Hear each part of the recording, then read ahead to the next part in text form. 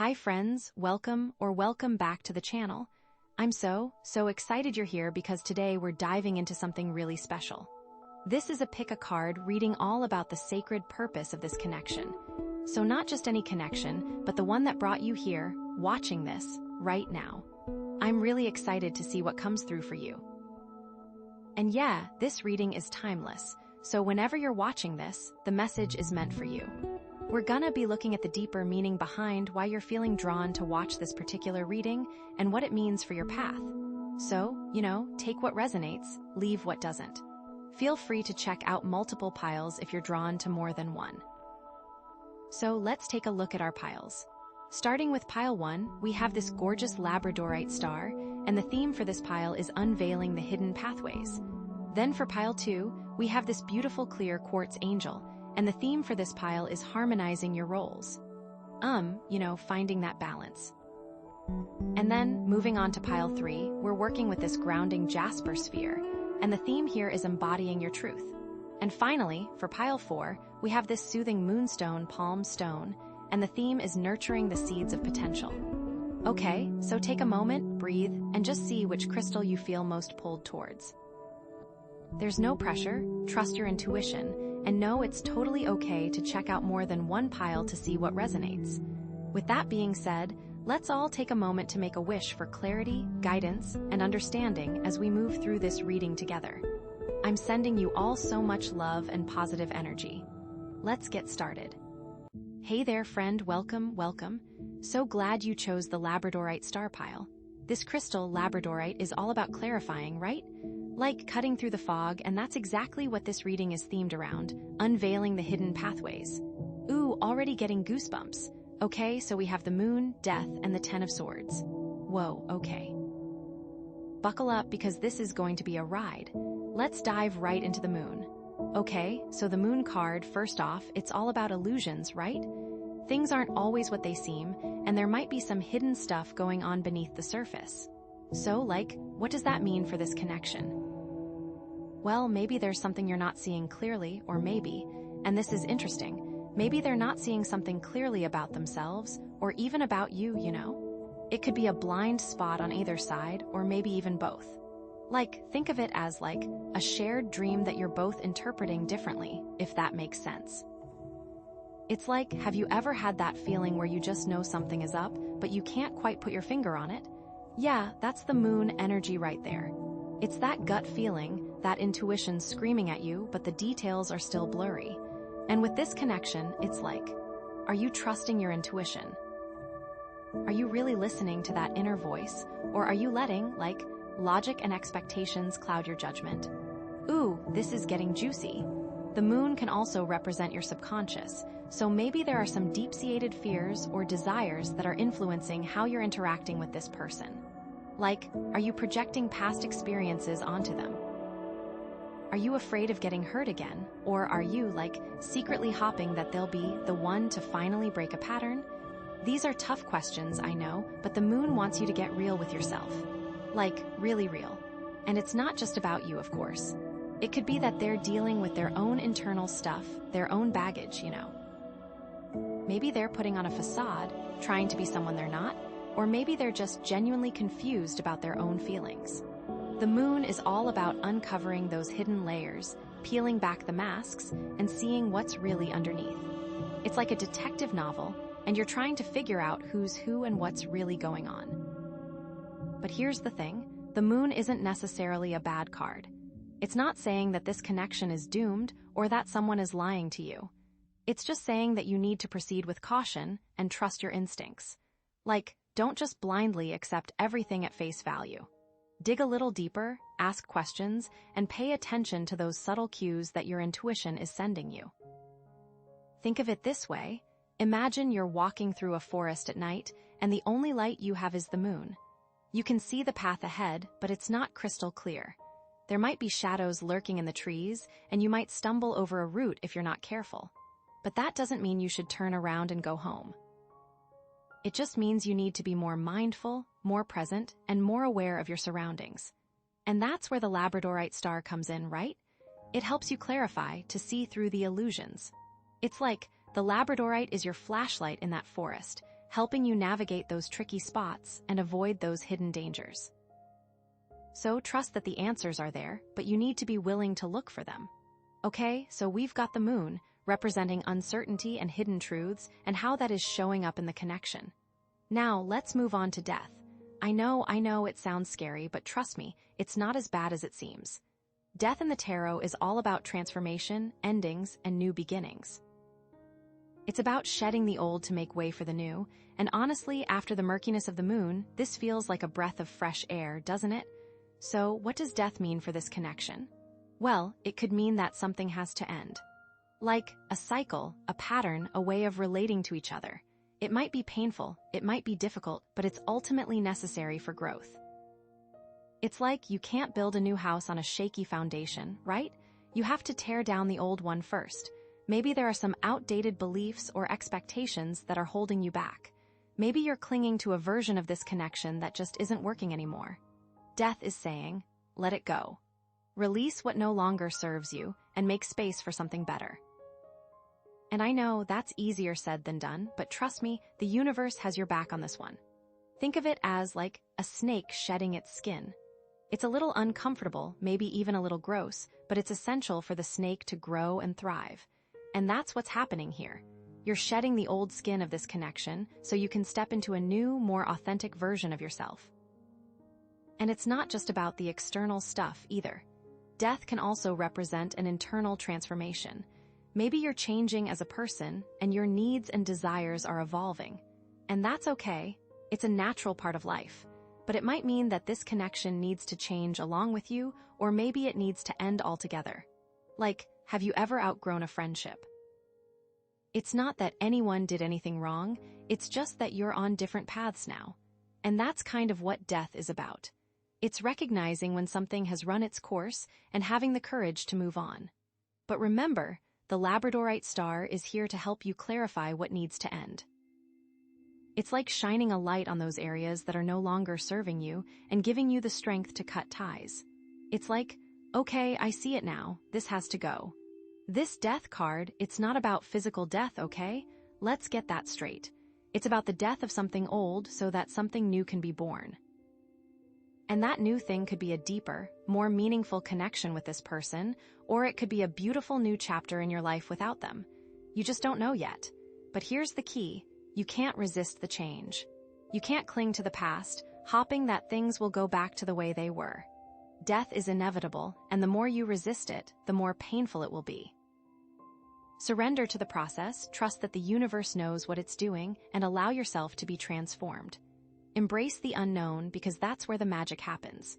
Like, who knows what amazing things are waiting for you on the other side? So, we've got the Moon, the Death card, and now we have the Ten of Swords. Okay, this looks dramatic, I'm not gonna lie. But again, don't freak out. Even though it looks like the worst possible outcome, it actually represents the end of a difficult cycle. The absolute rock bottom before the upswing. Seriously, think of the Ten of Swords as like the final act of a play. All the drama, all the conflict, all the tension. It all comes to a head and then it's over, curtains close, and everyone goes home. And in this connection, it could mean that you've reached a point where you just can't keep going the way you've been going. Maybe there's been a lot of conflict, a lot of pain, a lot of disappointment. Maybe you've tried everything you can think of to make things work, but it's just not happening. The Ten of Swords is saying, enough is enough. It's time to surrender, to let go, and to accept that this chapter is coming to an end. It might feel like the ultimate betrayal, like you've been stabbed in the back, but trust me, this is actually a blessing in disguise. Because sometimes, you need to hit rock bottom before you can start climbing back up. You need to experience the full extent of the pain before you can truly heal. And with the Labradorite star here, it's helping you to see why this ending is happening. To understand the lessons, to see the purpose, and to find the clarity that you need to move forward. I am getting excited. This is so good. It's like, imagine you're carrying a heavy backpack filled with rocks. Every day, you add more and more rocks to the backpack until it's so heavy that you can barely stand up. The Ten of Swords is like someone finally coming along and taking that backpack off your shoulders. It might sting for a moment, but oh my gosh, the relief, the freedom, you can finally breathe again. And that's what this card is all about, liberation. It's about freeing yourself from the burdens that have been weighing you down and stepping into a new, lighter, more joyful existence. So, even though it looks like a defeat, it's actually a victory. You're finally choosing yourself, your own well-being, and your own happiness. But here's the thing, you can't just passively wait for the Ten of Swords to happen.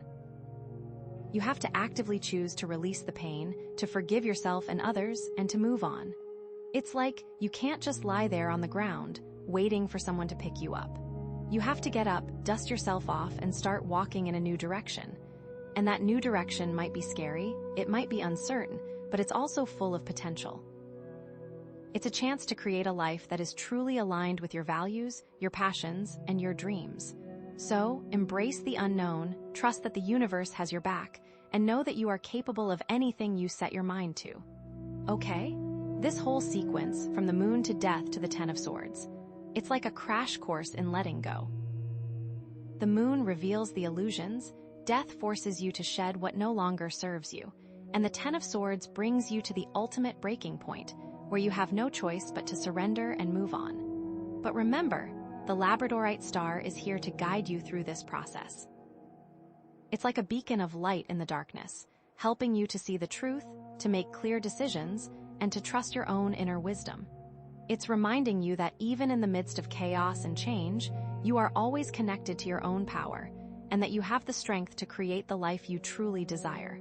So, don't be afraid of these cards, my friend.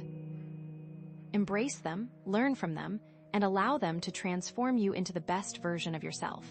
Because honestly, that's what this whole journey is about, unveiling the hidden pathways and discovering the amazing potential that lies within you. And I am so excited for you and what's about to happen, because who knew just picking a crystal pile could unlock so many secrets? Okay, friend, so after all that, after the moon, the death, and the Ten of Swords, you might be feeling a little fragile, right? Like, oh my gosh, what's left? But that's why this card is so amazing. Okay, for this connection, to really harness all of this transformation and not block it, we have the Queen of Wands. Okay, the Queen of Wands is fire, pure fire. She is confident, she is passionate, she knows what she wants, and she is not afraid to go after it. She's like the ultimate boss babe, but in the best way possible. I'm seriously getting chills just looking at her. She just exudes confidence and warmth. So what does this mean for you after all that heavy stuff? Well, it's like the universe is saying, okay, you've been through the ringer. You've faced your fears, you've let go of what no longer serves you, and you've hit rock bottom. Now it's time to rise from the ashes and reclaim your power. Seriously, yes, this Queen of Wands is all about embodying your inner strength, your inner fire, and using that to create the life you want. Think of her as your personal cheerleader, reminding you that you are capable of anything you set your mind to. She's like, girl, you got this. Don't let anyone tell you otherwise. And after those other cards, I feel like you need a cheerleader, right? But it's not just about being strong, it's about being authentically you. The Queen of Wands is all about embracing your individuality, your quirks, and your passions. She's not trying to be anyone else, she's just being herself, and that's what makes her so magnetic. So, how can you embody the Queen of Wands energy in this situation? Well, first of all, it's about believing in yourself. Really believing. Even after everything that's happened, you have to trust that you have the strength, the resilience, and the wisdom to navigate whatever comes your way. Remember the Moon card? All those illusions and hidden truths. The Queen of Wands is okay, I see through all that BS. I know who I am and I know what I want. She's not easily fooled, and she's not afraid to call things out for what they are. So, use that clarity that the Labradorite star is giving you, combined with the Queen's confidence, to see through any remaining illusions and make clear, decisive choices. And then there's the Death card, all about endings and transformations. The Queen of Wands embraces change. She sees it as an opportunity for growth and new beginnings. She is okay, something ended, great, now I can create something even better. She is not even phased, She takes that energy and just channels it into something new. So how can you use that death energy, that transformative energy, to fuel your Queen of Wands power?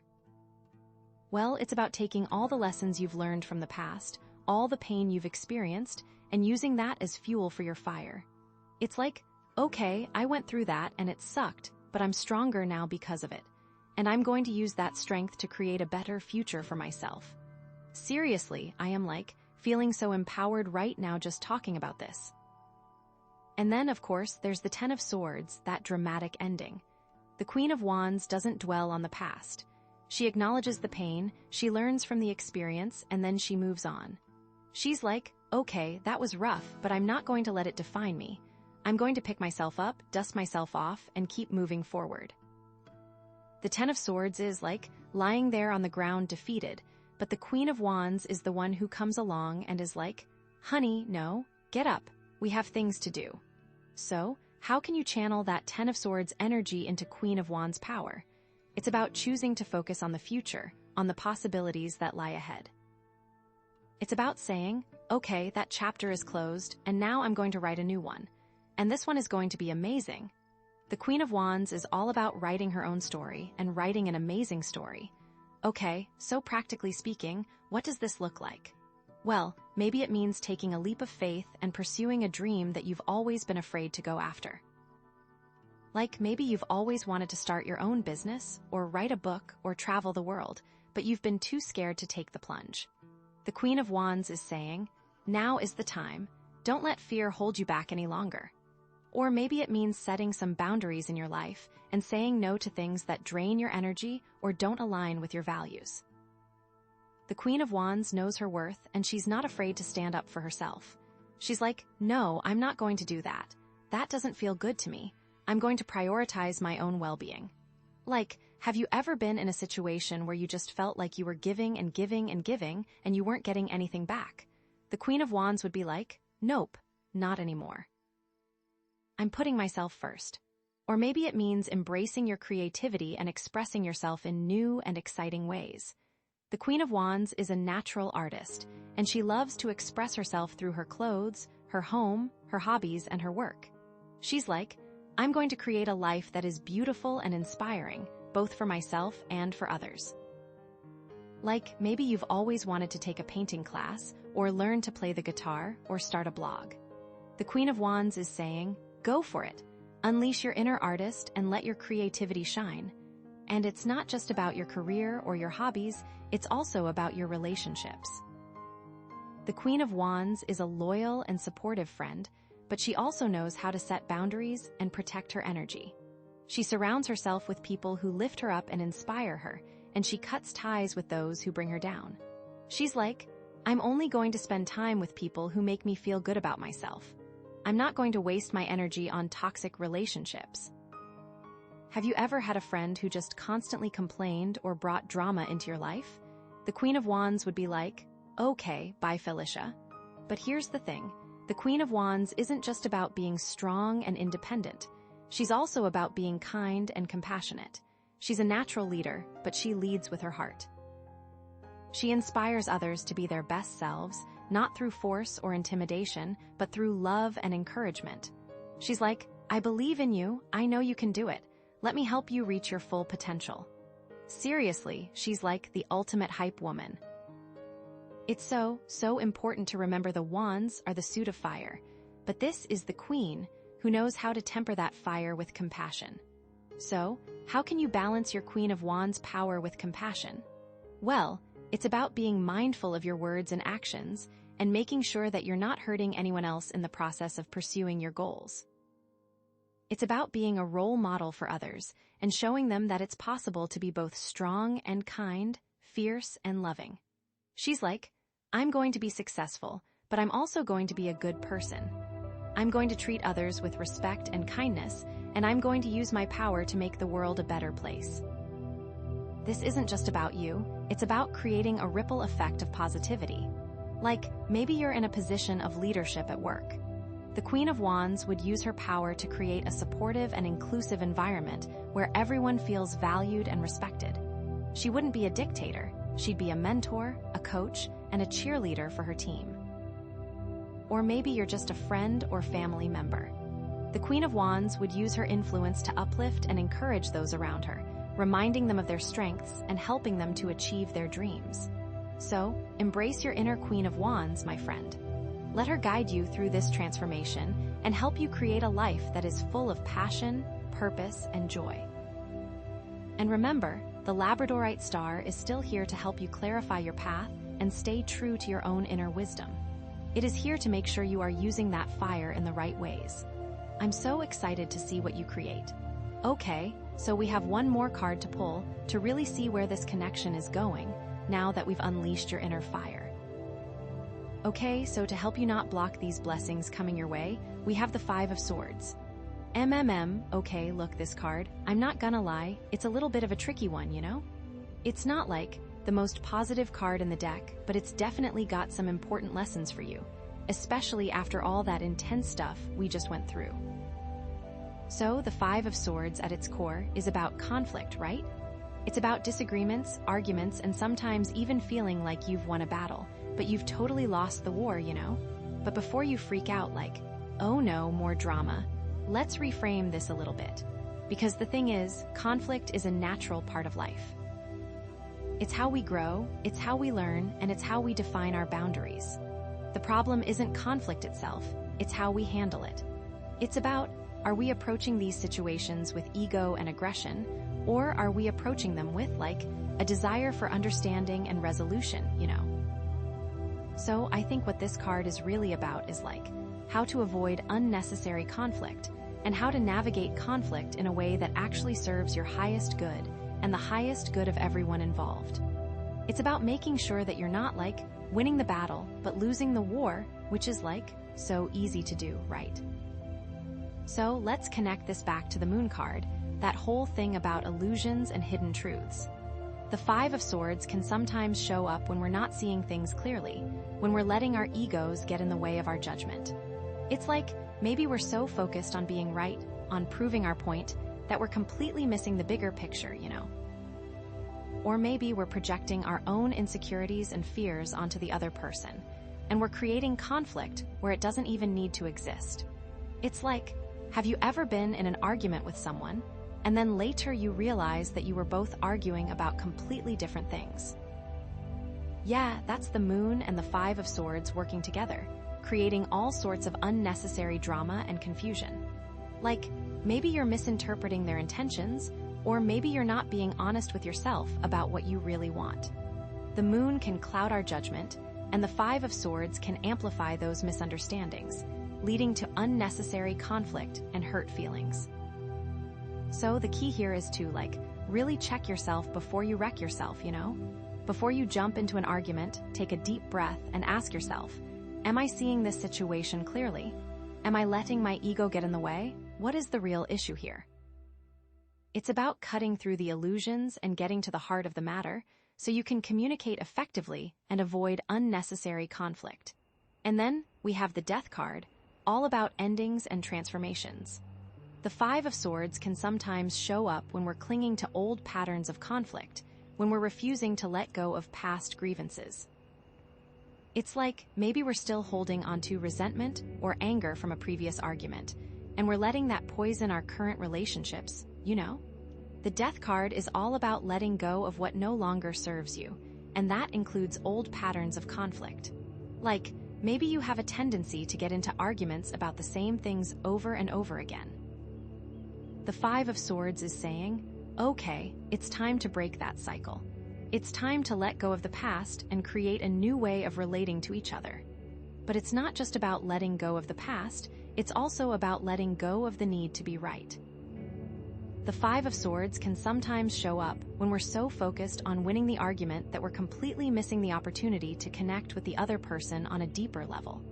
It's like, maybe we're sacrificing our relationships for the sake of our egos, you know? The Death card is saying, okay, it's time to let go of that need to be right. It's time to prioritize connection and understanding over winning the argument. So, the key here is to recognize those old patterns of conflict and to actively choose to break them. It's about letting go of the past, letting go of the need to be right, and prioritizing connection and understanding above all else. What wins do you need to let die to actually move forward? It's a big question, I know, but it's so important. Okay, and what about the Ten of Swords, that feeling of hitting rock bottom? The Five of Swords can sometimes show up when we're feeling defeated and victimized, when we're convinced that everyone is out to get us. It's like, maybe we've been in so many conflicts that we've started to believe that we're always going to be the loser, you know? Or maybe we're blaming everyone else for our problems, and we're refusing to take responsibility for our own actions. The Ten of Swords is all about surrendering to the situation and letting go of the struggle. It's about recognizing that you can't control everything, and that sometimes you just have to accept the outcome, even if it's not what you wanted. But here's the thing, surrendering doesn't mean giving up. It doesn't mean accepting defeat. It means letting go of the need to control the situation and trusting that the universe has your back, even when things look bleak. The Ten of Swords is saying, okay, you've hit rock bottom. Now it's time to pick yourself up, dust yourself off, and start moving forward. But you can't do that if you're still stuck in a victim mentality. You have to take responsibility for your own life, and you have to believe that you have the power to create a better future for yourself. So, the key here is to avoid falling into that victim mentality. It's about recognizing that you have the power to change your situation, even when it feels like you don't. It's about taking responsibility for your own actions and believing that you can create a better future for yourself. Okay, and now, let's bring in the Queen of Wands, that fire and confidence. The Five of Swords can sometimes show up when we're using our power in a way that's not aligned with our values, when we're letting our ego drive our actions. It's like maybe we're so focused on winning that we're willing to step on other people to get ahead, you know? Or maybe we're using our influence to manipulate or control others, instead of inspiring and empowering them. The Queen of Wands is all about using your power responsibly, about leading with your heart, and about inspiring others to be their best selves. She's not about dominating or controlling, she's about empowering and uplifting. She's like, I'm going to use my power to make the world a better place, not to make myself feel superior. But the Five of Swords can also show up when we're afraid to use our power, when we're holding ourselves back because we're afraid of conflict. It's like maybe we have a great idea, but we're afraid to speak up because we don't want to rock the boat, you know? Or maybe we're afraid to set boundaries because we don't want to upset anyone. The Queen of Wands is saying, okay, it's time to step into your power. It's time to use your voice, to stand up for what you believe in, and to create the life you want, even if it means facing some conflict along the way. But remember, it's not about being aggressive or confrontational. It's about being assertive and confident, about expressing your needs and desires in a way that's both clear and respectful. It's about finding that balance between your fire and your compassion. The Queen of Wands channels her fire with intention. The Five of Swords in this context is like a warning against misusing your power and a reminder to use it responsibly and with integrity. The key is to, really check your motives. Are you using your power to uplift and inspire others, or are you using it to control and manipulate? Are you being true to your values, or are you compromising your integrity for the sake of winning? Have you ever been in a situation where you had the opportunity to take advantage of someone, but you chose not to? The Queen of Wands would be proud of you. She would be like, that's the way to do it. Use your power for good, not for evil. Seriously, so use that Queen of Wands energy responsibly. So, practically speaking, what does all of this look like? Well, maybe it means learning to communicate more effectively, to express your needs and desires in a way that's both clear and respectful. Maybe it means setting boundaries with people who are constantly causing drama in your life. Maybe it means letting go of the need to be right and prioritizing connection and understanding above all else. And remember that Labradorite star. Use that clarifying energy to really see the situation for what it is, to cut through the illusions, and to make choices that are aligned with your highest good. It's about making sure that you're not letting ego or fear drive your decisions, but rather your intuition and your values. It's like, okay, I see the truth now. I know what I need to do, and I'm going to do it with confidence and integrity. I know it's not always easy, but trust me, it's worth it. Because when you're living in alignment with your values, when you're using your power responsibly, and when you're communicating effectively, you're creating a life that's full of peace, joy, and genuine connection. And that's what the Queen of Wands is all about. Okay, So, with this Five of Swords lesson learned, we can pull the final card to see how this all works out. Okay, friend, so after navigating all that intensity, Moon, Death, Ten of Swords, Queen of Wands, Five of Swords, we pull this card and it is the Three of Swords. Ouch, okay, I'm not gonna lie, this card can sting a little, right? It's like bam, Heartbreak City. Three swords piercing a heart, not exactly a picnic, you know? But hold on, hold on. Before you start building walls and barricading your heart, let's dive a little deeper because in this reading, and with all the cards we've already seen, it may not be as bad as it looks on the surface. Remember, this whole reading is about unveiling hidden pathways, right? And that labradorite star crystal is all about clarifying. So what if this Three of Swords isn't just about pain, but about a necessary, clarifying pain? What if it's about finally seeing the truth, even if it hurts like heck in the moment? Think about it. We had the Moon card first, remember? All those illusions and hidden things. Well, the Three of Swords can be like the moment the veil is lifted and you finally see things for what they truly are. It's like the scales falling from your eyes and suddenly everything clicks into place, even if it's a painful click, you know? Maybe there's a betrayal you didn't see coming, a harsh truth you've been avoiding, or a realization that this connection just isn't what you thought it was. It's like the universe is ripping off the Band-Aid, and it's gonna hurt, but it's also gonna set you free. Because how can you move forward if you're living a lie, right? And then we had the Death card, all about endings and transformations. The Three of Swords can be the painful catalyst that forces that ending, that transformation. It's like sometimes you need a good heartbreak to realize what you truly want and need. Like maybe this connection was holding you back in some way, preventing you from growing or pursuing your dreams. The Three of Swords is like, okay, that's over. Time to move on and create something better for yourself. It's the pain that forces you to confront what isn't working and instigates the necessary change. Think about it. Have you ever stayed in a situation way longer than you should have, simply because you were afraid of the pain of leaving? The Three of Swords is like the universe giving you a little nudge, okay, maybe a big shove to get you moving. It's like you deserve better and it's time to go find it. And let's not forget the Ten of Swords, that rock bottom moment. The Three of Swords could be the final straw that leads to that surrender, that acceptance. It's like, okay, I can't do this anymore. I'm done fighting. I'm done trying to make something work that clearly isn't meant to be. It's the pain that forces you to let go and trust that things will get better, even if you can't see how right now. It's like sometimes you need to hit that low point to realize your own strength and resilience, to know that you can survive anything, even heartbreak. Like, have you ever felt so broken that you didn't think you could go on? And then you did? Yeah, that's the power of the Ten of Swords, and the Three of Swords can be the thing that gets you there.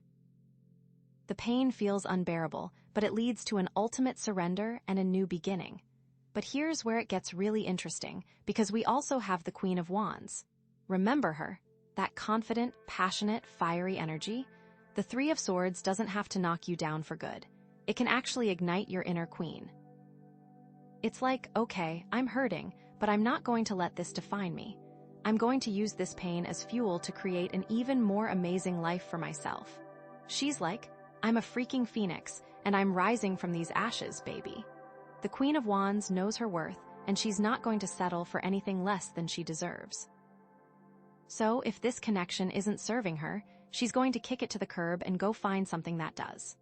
It's like the Three of Swords is a wake-up call, reminding you that you deserve to be loved and cherished, and if this person isn't doing that, then it's time to move on. Like, have you ever had a relationship end, and then you realized that you were actually better off without that person? Yeah, that's the Queen of Wands energy right there. It's like, thank you next. And don't forget, the Queen of Wands knows how to channel that fire with compassion. So, even though you might be hurting, you can still approach this situation with grace and understanding. It's not about blaming or hating the other person. It's about recognizing that you're both on different paths, and it's time to go your separate ways. And then we have the Five of Swords.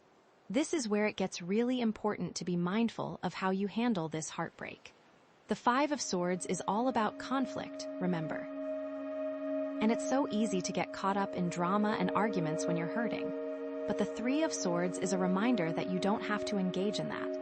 You can choose to walk away with dignity and respect, even if the other person is being a total jerk, you know? It's like, don't let their negativity drag you down. Stay true to your own values and don't stoop to their level. It's about recognizing when a conflict is unnecessary and choosing to disengage, to protect your own energy and well-being. But the Five of Swords can also show up if you're avoiding conflict altogether.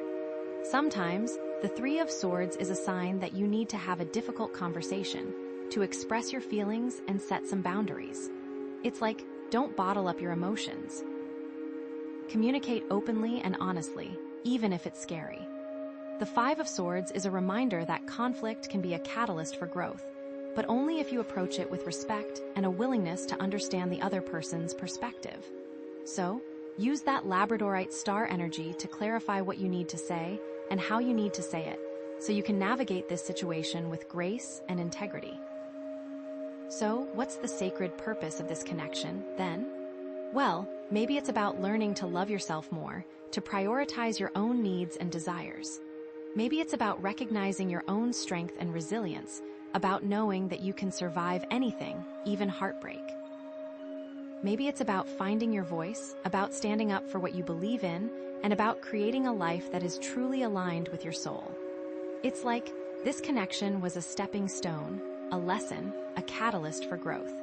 It wasn't meant to be your forever, but it was meant to teach you something important about yourself and about what you want in a relationship. And now, it's time to take those lessons and move on to create something even more beautiful and fulfilling. Think of this pain as like a blacksmith's fire, forging you into something stronger and more resilient. The heat is intense, but it's necessary to temper the metal and create something of lasting value. And remember, the Labradorite star is here to help you see the beauty in the midst of the pain, to find the clarity and wisdom that will guide you forward. So, be kind to yourself right now. Allow yourself to feel the pain, to grieve the loss, but don't let it consume you.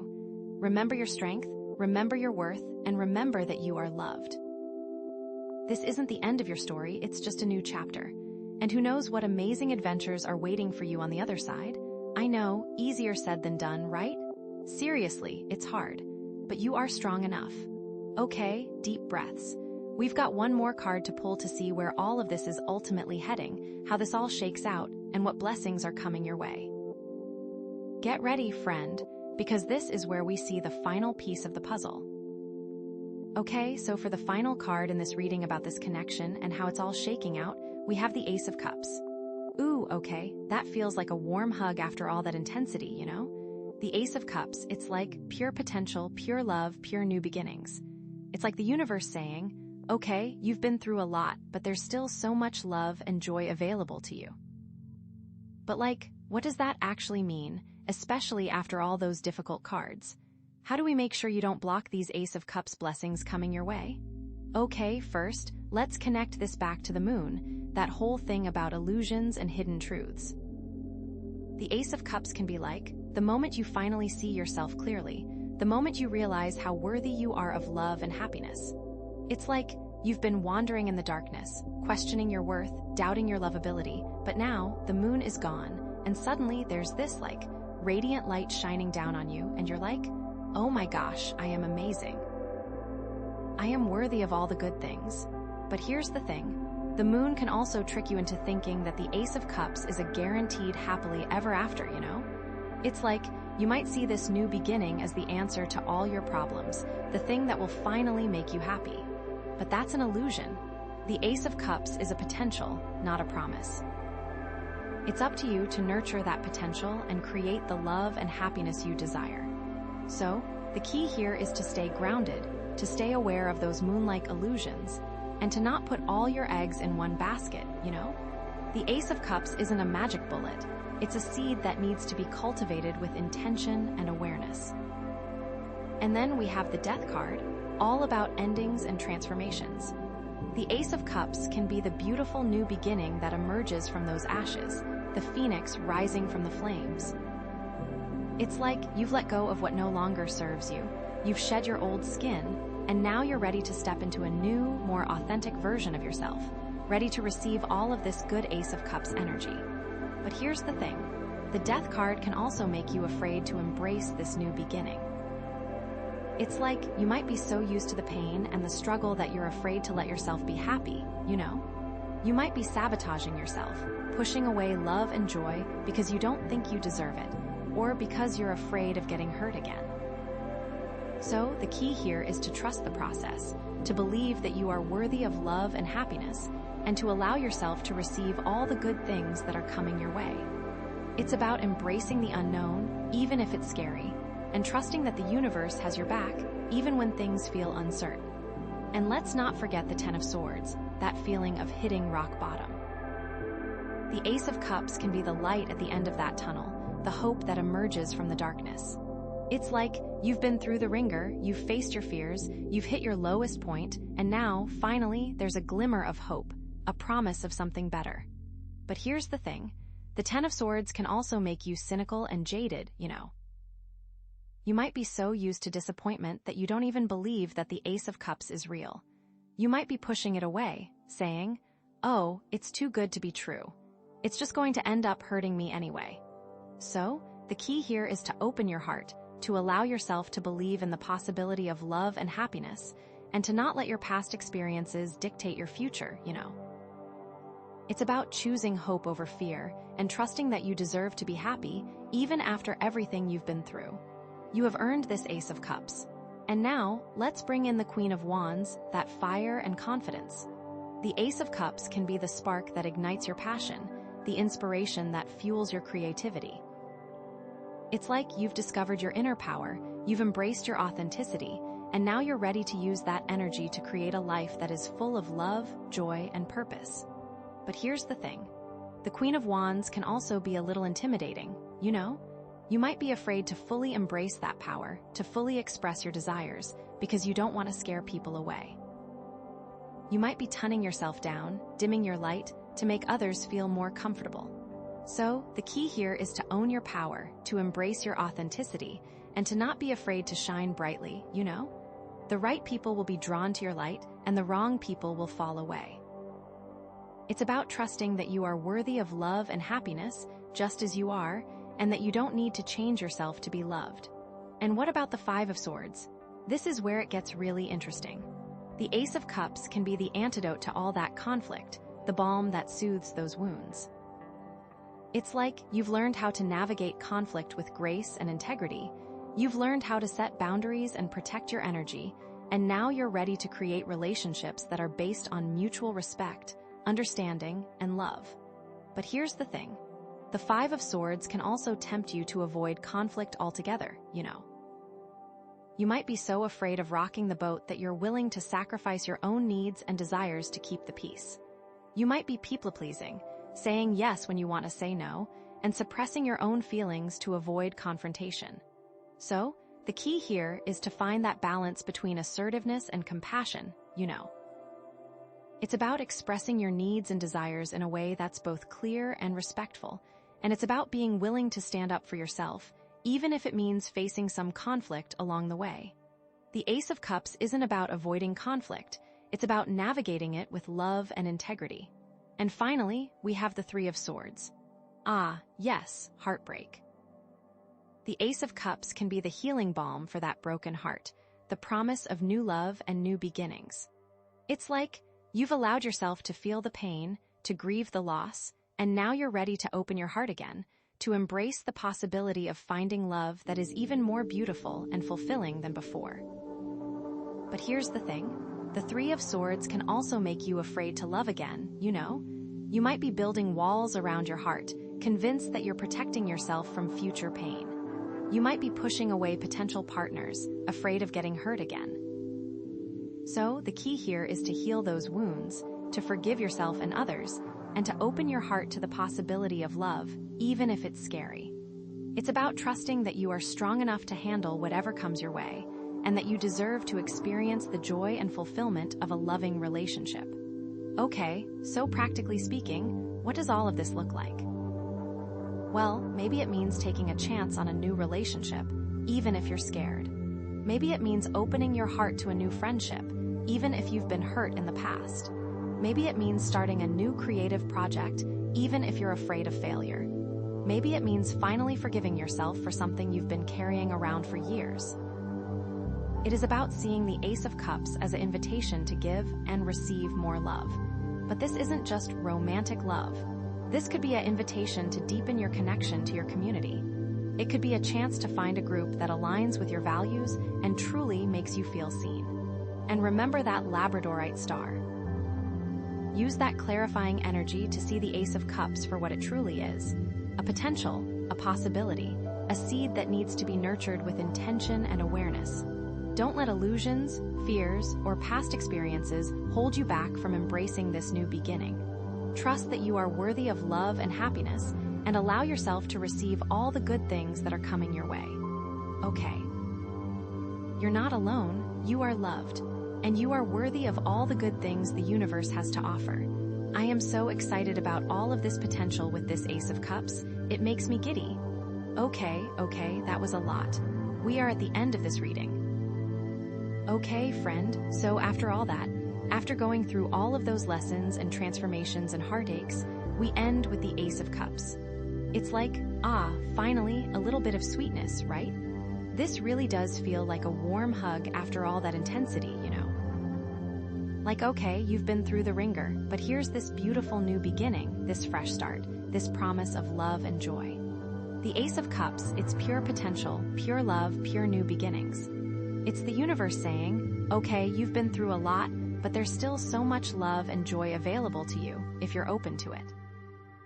But it's also like, what does that actually mean, especially after all those difficult cards, right? How do we actually grab a hold of this Ace of Cups, and how do we make sure you don't block these blessings coming your way? Let's walk through each of those cards again and really see how this Ace of Cups integrates.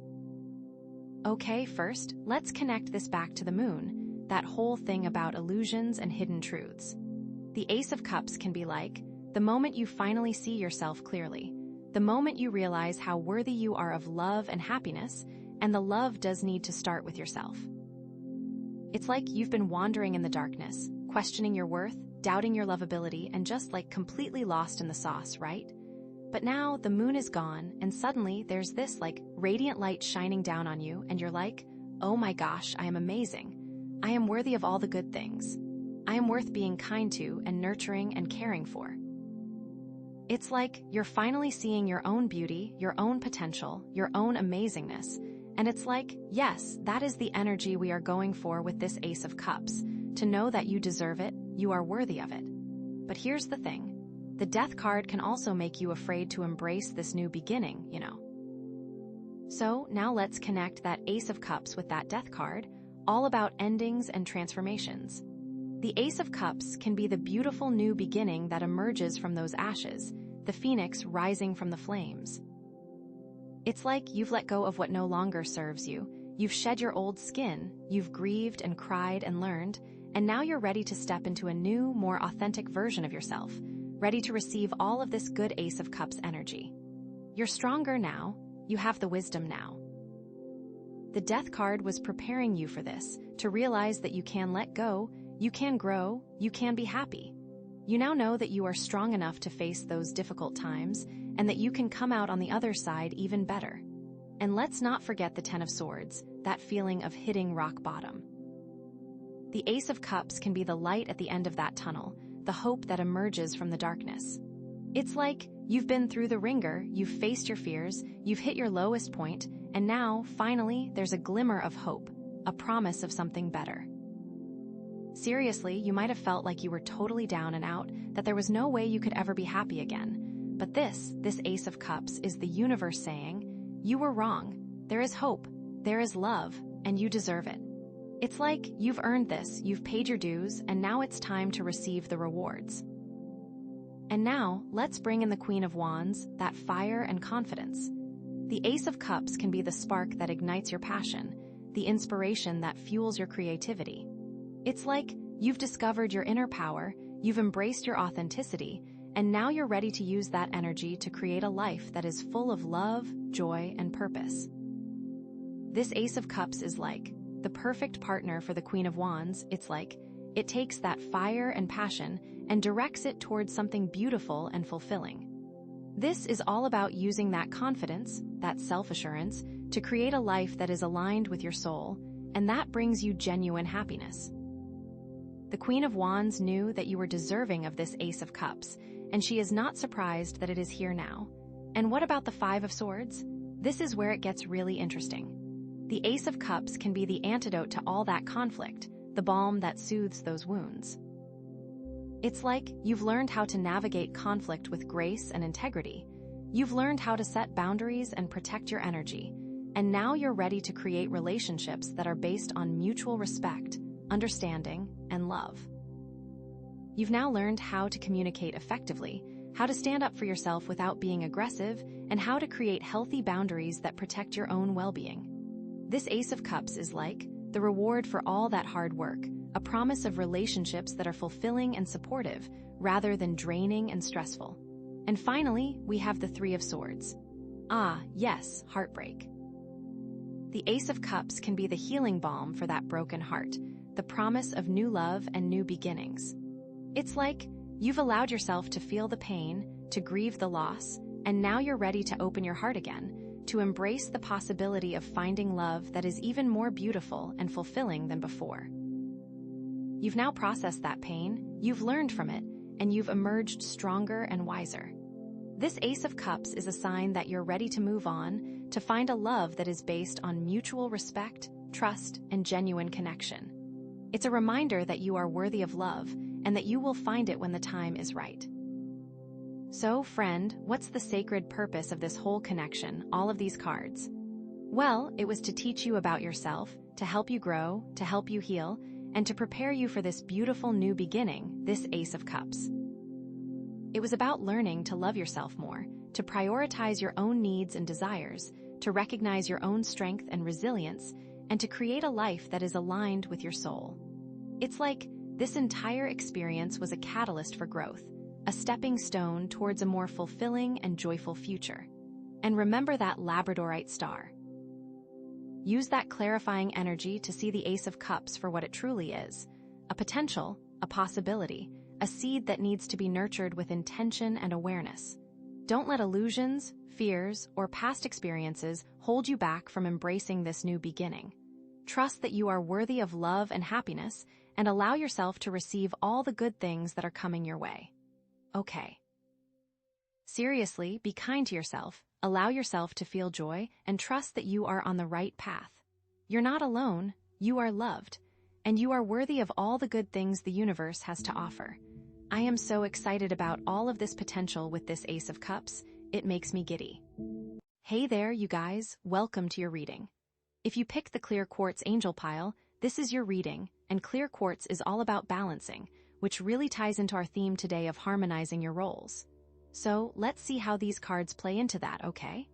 Wow, okay, so the first card we have here is the Tower, then we have the Star, and then we have the Chariot. Okay, so like first reaction? Big changes, right? Like something's gotta give, but then like healing and moving forward. So let's dive in. Okay, the Tower. So this card, it's never like the easiest card to see, right? It often represents sudden, unexpected change, upheaval, like things falling apart. But the thing about the Tower is that it's ultimately about like necessary destruction. It's clearing away the old to make room for the new. So, with the theme of harmonizing your roles, this could mean that some aspect of your life, some role you're playing, is no longer serving you, or maybe multiple roles are in conflict and something's gotta give. Like, are you trying to be everything to everyone? Are you stretching yourself too thin? Are you like pouring from an empty cup? This card is like a cosmic wake-up call. It's saying, hey, something's gotta change, and it might be painful, but it's necessary. It could be a sudden job loss, a relationship ending, a move like something that really shakes you to your core. Or it might be something more internal, like a sudden realization that you've been living a lie, or that you've been holding onto beliefs that no longer resonate with you, and it's all crashing down. The key here is to not resist the change, because resistance is futile, right? The Tower is gonna fall whether you like it or not. Instead, try to see it as an opportunity for growth, for, like, a fresh start. What is this Tower moment clearing away for you? What foundations were faulty to begin with? What roles have you outgrown? Think about like a building that's been built on a shaky foundation. It might look good on the surface, but eventually it's gonna collapse, right? The tower is like that. It's revealing the cracks in the foundation so that you can rebuild something stronger and more authentic. And with the clear quartz angel energy, this is about finding clarity amidst the chaos. It's about seeing the truth of the situation, even when it's painful, and finding the balance you need to navigate this upheaval. Because clear quartz is about amplifying energy, it's also about amplifying your intuition. So, listen to your gut, trust your inner guidance, and know that you're being supported through this process. Like, maybe you've been feeling unfulfilled in your career for a long time, but you've been afraid to make a change. The tower moment could be getting laid off, but that's actually the universe giving you the push you needed to finally pursue your passion. Or maybe you've been in a relationship that's been draining you, but you've been too afraid to leave. The tower moment could be a fight that leads to a breakup, but that's actually freeing you to find a relationship that's truly fulfilling. So yeah, the tower can be scary, but it's also incredibly liberating. It's about breaking free from the structures that are holding you back and creating space for something new and better to emerge. I know, easier said than done, right? But trust the process, trust that the universe has your back, and know that you're stronger than you think. Okay? Okay, so after the tower, we have the star. Oh, this is such a beautiful card, right? Like, it's the calm after the storm, it's the hope that emerges after the destruction. It's like a reminder that even in the darkest of times, there's always light to be found. After the chaos of the tower, the star brings a sense of peace, healing, and renewal. It's like taking a deep breath and finally exhaling all the stress and anxiety. This card is all about hope, faith, and inspiration. It's about connecting to your inner guidance and trusting that everything is working out for your highest good. With the theme of harmonizing your roles, the star suggests that you're finding a new sense of balance and alignment in your life. You're starting to see how all the different parts of yourself fit together, and you're finding ways to integrate them in a way that feels authentic and fulfilling. Like, after the tower experience, you might be feeling raw and vulnerable, but the star is here to remind you that you're also incredibly resilient and strong. You've been through a lot, but you've learned from it, and you're ready to move forward with a renewed sense of purpose. The star is also about healing, not just physical healing, but also emotional and spiritual healing. It's about letting go of the past, forgiving yourself and others, and opening your heart to new possibilities. With the clear quartz angel energy, this is about finding clarity and balance in your emotions. It's about acknowledging your feelings, processing them in a healthy way, and releasing anything that's no longer serving you. Like, maybe you've been holding onto resentment or anger for a long time, and the star is helping you to release those emotions and find forgiveness. Or maybe you've been struggling with self-doubt or insecurity, and the star is helping you to see your own worth and potential. The star is also about inspiration, about finding your creative spark and expressing yourself in a way that feels authentic and meaningful. It's about connecting to your passions and pursuing your dreams, even if they seem scary or impossible. Like, maybe you've always wanted to be a writer, but you've been too afraid to try. The star is encouraging you to pick up a pen and start writing, even if it's just for yourself. Or maybe you've always wanted to travel the world, but you've been too afraid to leave your comfort zone. The star is encouraging you to book that plane ticket and start exploring. So yeah, the star is a card of hope, healing, and inspiration. It's about finding your inner light and sharing it with the world. It's about trusting the universe and knowing that you're exactly where you need to be. It's about embracing your vulnerability and allowing yourself to be seen for who you truly are. Okay, deep breaths, you've got this. And then, finally, we have the Chariot. Yes. Like after the tower and the star, the Chariot is all about taking control and moving forward with determination and focus. It's about harnessing your willpower and directing your energy towards your goals. It's like you've weathered the storm, you've healed your wounds, and now you're ready to take the reins and create the life you want. This card represents victory, success, and achievement. It's about overcoming obstacles and achieving your ambitions through hard work and dedication. With the theme of harmonizing your roles, the chariot suggests that you're finding a way to integrate all the different parts of yourself and move forward in a unified direction. You're no longer being pulled in multiple directions. You're focused on a single goal, and you're determined to achieve it. Like after the tower experience, you might have felt lost and uncertain, but the chariot is here to remind you that you have the power to create your own destiny. You're not a victim of circumstance. You're the driver of your own life, and you can steer yourself in any direction you choose. The chariot is also about discipline and self-control. It's about managing your emotions and impulses and staying focused on your goals, even when things get tough. With the clear quartz angel energy, this is about finding clarity and balance in your actions. It's about aligning your actions with your values and making sure that you're moving forward in a way that's authentic and aligned with your highest good. Like maybe you've been struggling with procrastination or lack of motivation, and the chariot is helping you to get organized and take action. Or maybe you've been struggling with impulsivity or addiction, and the chariot is helping you to develop the self-control you need to break free.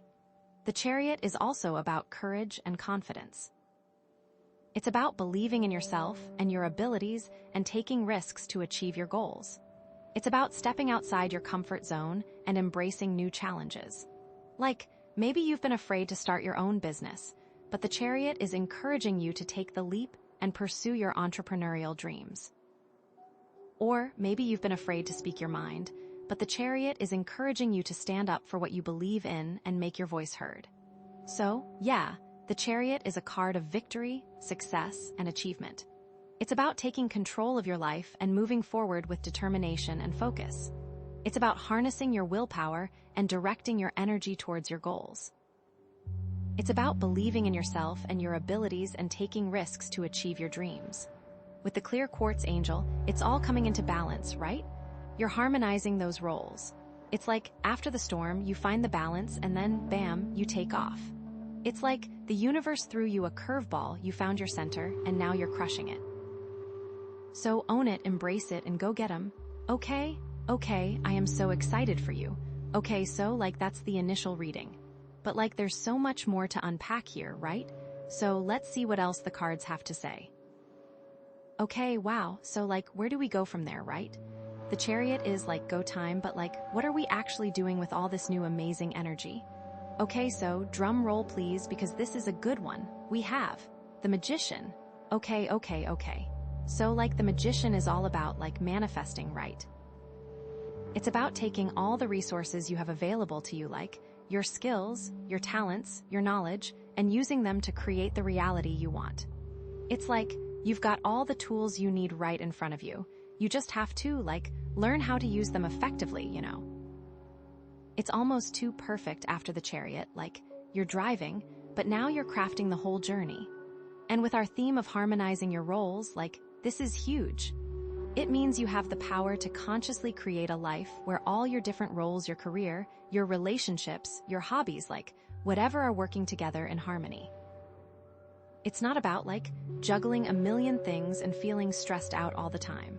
It's about intentionally designing a life that supports your overall well-being, using your skills to make it all work together. Think of it like this, maybe you're a parent and you also have a demanding job, right? The Magician is about finding creative ways to integrate those two roles, so they're not constantly in conflict. Maybe you can negotiate a more flexible work schedule so you can spend more time with your kids. Or maybe you can find ways to incorporate your kids into your work life, bringing them to the office sometimes or involving them in your creative projects, right?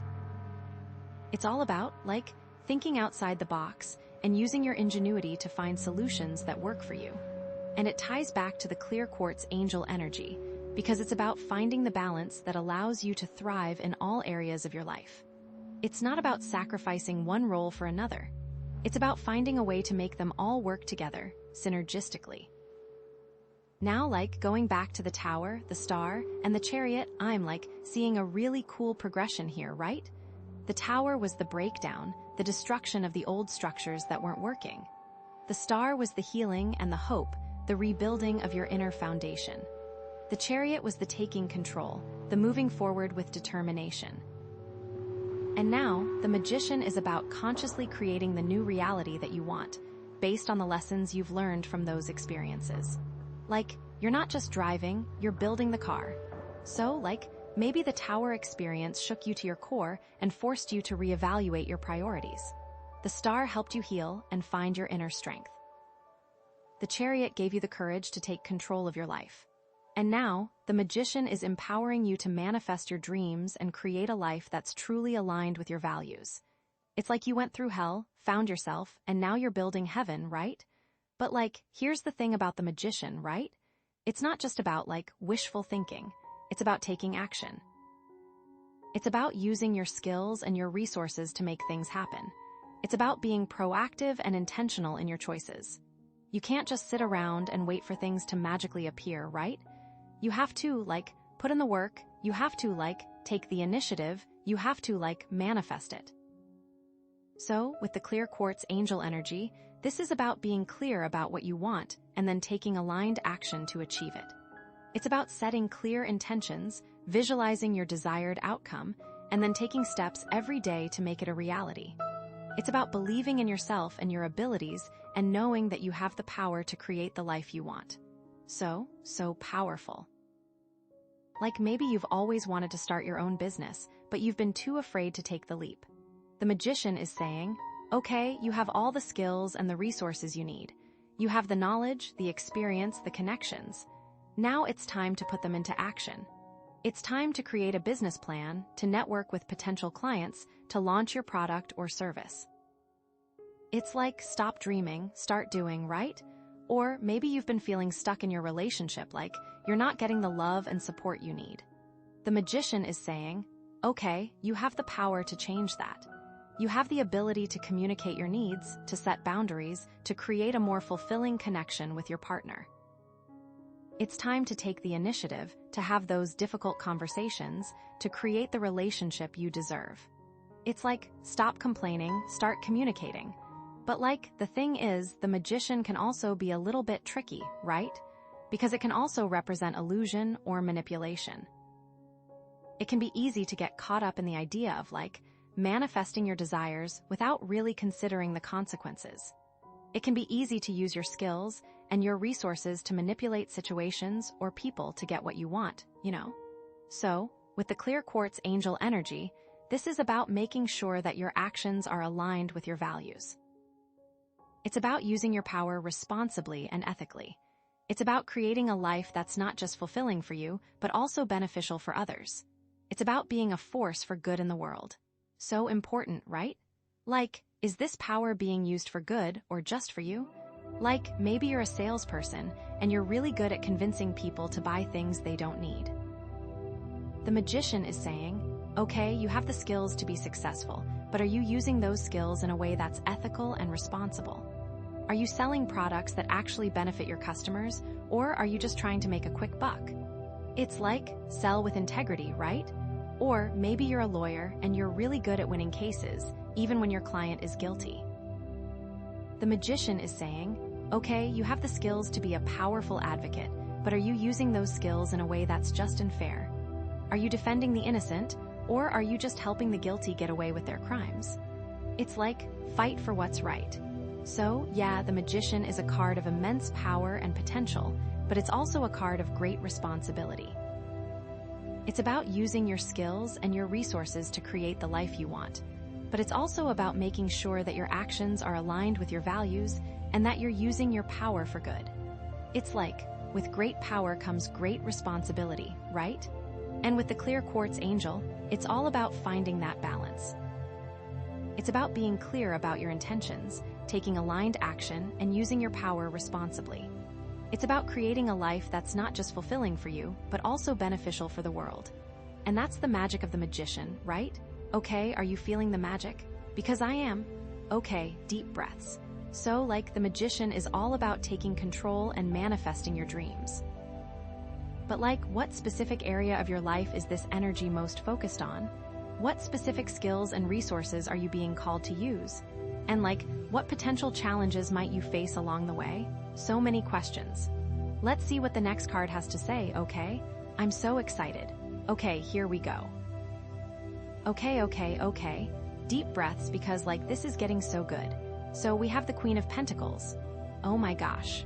Okay, so the Queen of Pentacles, she is all about abundance, nurturing, security, and really practical magic, right?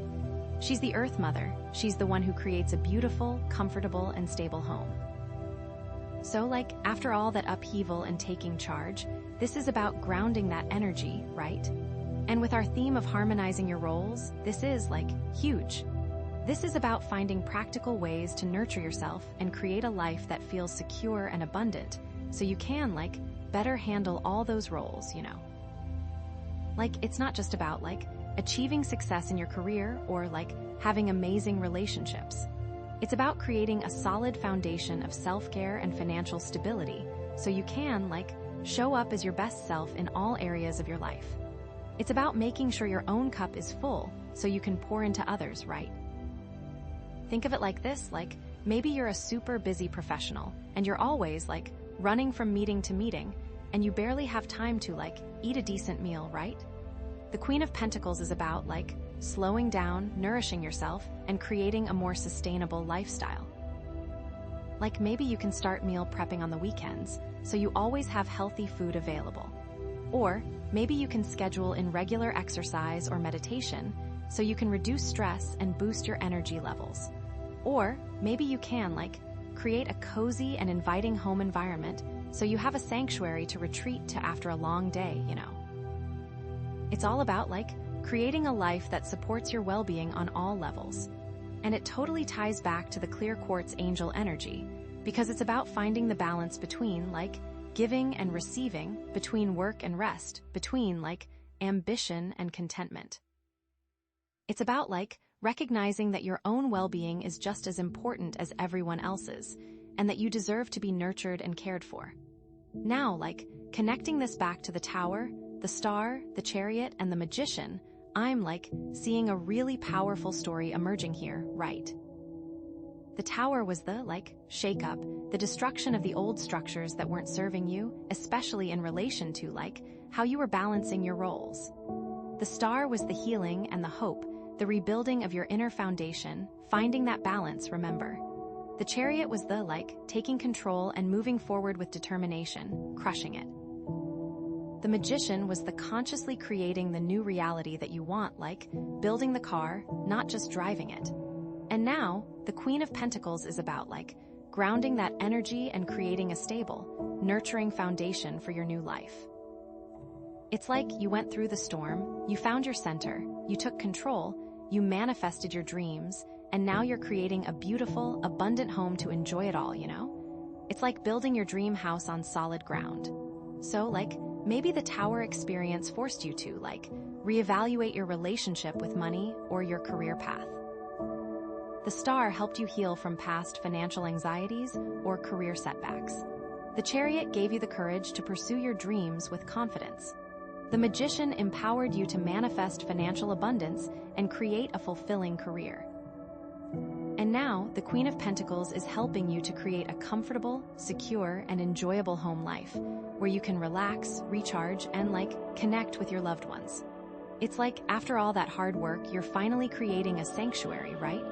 But here's the thing about the Queen of Pentacles, right? She's not just about material abundance. She's also about emotional and spiritual abundance. She's about creating a life that's rich in love, joy, connection, and meaning. It's about surrounding yourself with people who support you, engaging in activities that nourish your soul, and living in alignment with your values. It's about creating a life that feels truly fulfilling on all levels. So, with the clear quartz angel energy, this is about finding the balance between the material and the spiritual. It's about recognizing that true abundance comes from within, and that the more you nurture your inner self, the more abundance you'll attract into your life. It's about being grateful for what you have, while also striving for more. It's about living a life of purpose, passion, and joy. Maybe you've been so focused on your career that you've neglected your relationships with your family and friends. The Queen of Pentacles is saying, okay, it's time to prioritize those connections. It's time to spend more time with your loved ones, to nurture those relationships, to create a stronger sense of community. Or maybe you've been so busy taking care of others that you've forgotten to take care of yourself. The Queen of Pentacles is saying like, okay, it's time to prioritize self-care. It's time to do things that nourish your mind, body, and soul. It's time to give yourself permission to relax, recharge, and have fun. But like, the Queen of Pentacles can also have a shadow side, right? She can sometimes be a little bit like, too focused on security and comfort, and she can become like, resistant to change or new experiences. She can also be a little bit materialistic, focusing too much on possessions and status, and forgetting about the things that truly matter, you know. So, with the clear quartz angel energy, this is about being mindful of your motivations and making sure that you're not getting too caught up in the material world. It's about remembering that true happiness comes from within, and that the most valuable things in life are the things that money can't buy. It's about staying grounded and connected to your values, even when you're surrounded by abundance. Like, maybe you're tempted to buy a bigger house or a fancier car, even though you can't really afford it. The Queen of Pentacles is saying like, okay, be careful not to overextend yourself. Be mindful of your spending habits. Make sure you're living within your means and that you're not sacrificing your long-term financial security for short-term gratification. Or maybe you're tempted to judge others based on their possessions or their status. The Queen of Pentacles is saying like, okay, remember that everyone is on their own journey. Be compassionate and understanding. Focus on your own path and don't worry about what others are doing. So, yeah, the Queen of Pentacles is a card of abundance, nurturing, and security, but she's also a card of balance and mindfulness. She's about creating a life that's rich in love, joy, connection, and meaning, while also being responsible and grounded in the material world. She's about finding the sweet spot between giving and receiving, between ambition and contentment, between, like, work and play. And with the clear quartz angel, it's all about amplifying that balance, finding clarity, and creating a life that's truly harmonious and fulfilling. Like, she's the ultimate Earth Mama, but she's also, like, a wise and discerning queen, right? Okay, are you feeling that queen energy? Because I am totally feeling it. Okay, deep breaths. So, like, the Queen of Pentacles is all about creating a stable and nurturing foundation in your life. But like, what specific challenges might you face in achieving that stability? What areas of your life need the most nurturing right now? And like, what steps can you take to overcome those challenges and create the abundant life you deserve? Ooh, I need to know. Let's see what the next card has to say, okay? I am like on the edge of my seat. Here we go. Okay. So like, the Queen of Pentacles is all about creating a stable and nurturing foundation in your life. But like, what specific challenges might you face in achieving that stability? What areas of your life need the most nurturing right now? And like, what steps can you take to overcome those challenges and create the abundant life you deserve? Ooh, I need to know. Let's see what the next card has to say, okay? I am like on the edge of my seat. Here we go. Okay, wow. Okay, so this is really interesting, especially after the Queen of Pentacles, because now we have the Queen of Swords. Okay, so like, the Queen of Swords is like totally different energy, right? Like, she is all about like truth and clarity and intellect and like really sharp boundaries, you know? So like, while the Queen of Pentacles is nurturing and comforting, the Queen of Swords is like super direct and like cuts through the BS. So, like, with our theme of harmonizing your roles, this card, like, suggests that you might need to bring some of that sharp, clear energy into the mix, especially when it comes to those challenges to stability we were just talking about, you know? Like, it's not enough to just, like, create a comfortable home and nurture yourself. You also need to, like, set clear boundaries, communicate your needs effectively, and, like, protect your energy from draining situations and people, right?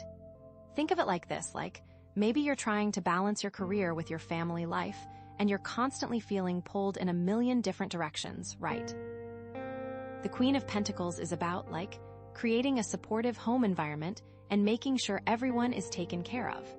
But the Queen of Swords is about, like, setting clear boundaries with your boss and your coworkers, so you're not constantly working overtime and sacrificing your family time. It's about, like, saying no to extra projects, delegating tasks when possible, and, like, communicating your availability clearly so you're not constantly being interrupted or asked to do more than you can handle, you know? It's all about, like, protecting your time and energy so you can show up as your best self in all areas of your life.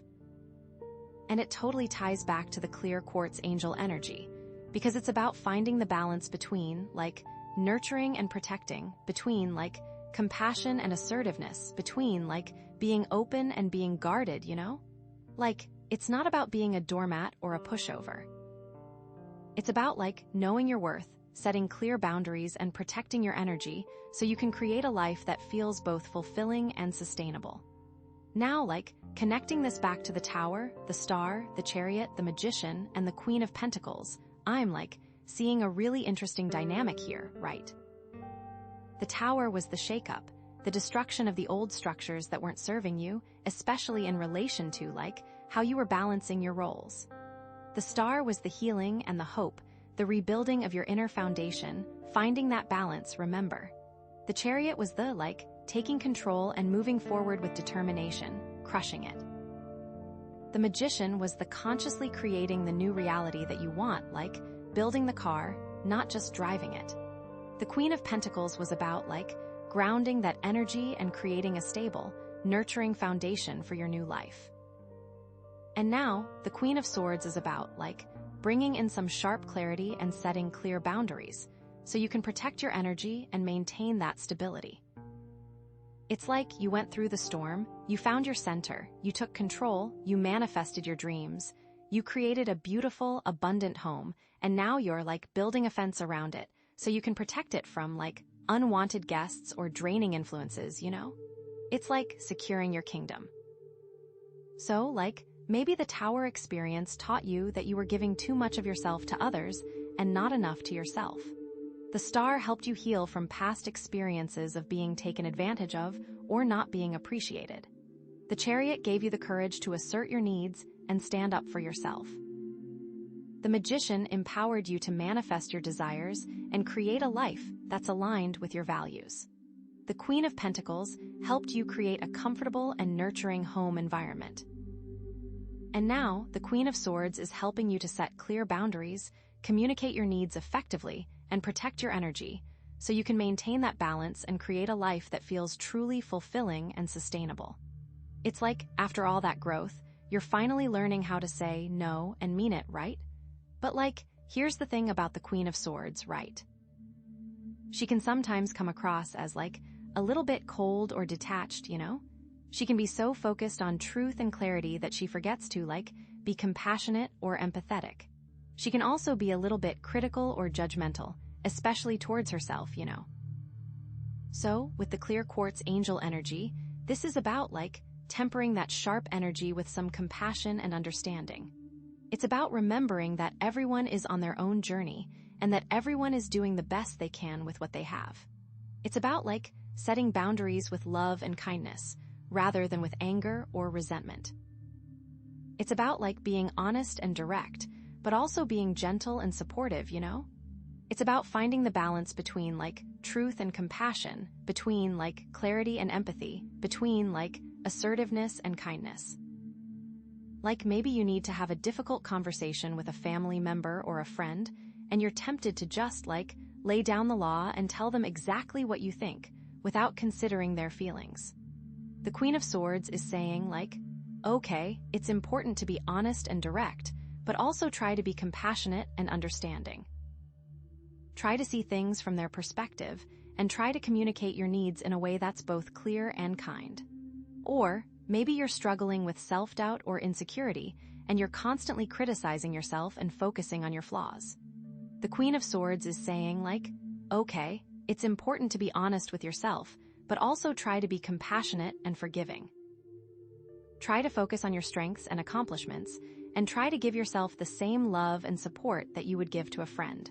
But, like, the Queen of Swords can also be a powerful ally, right? She can help you to see through illusions, to make clear decisions, and to take decisive action. She can help you to cut through the noise and focus on what's truly important.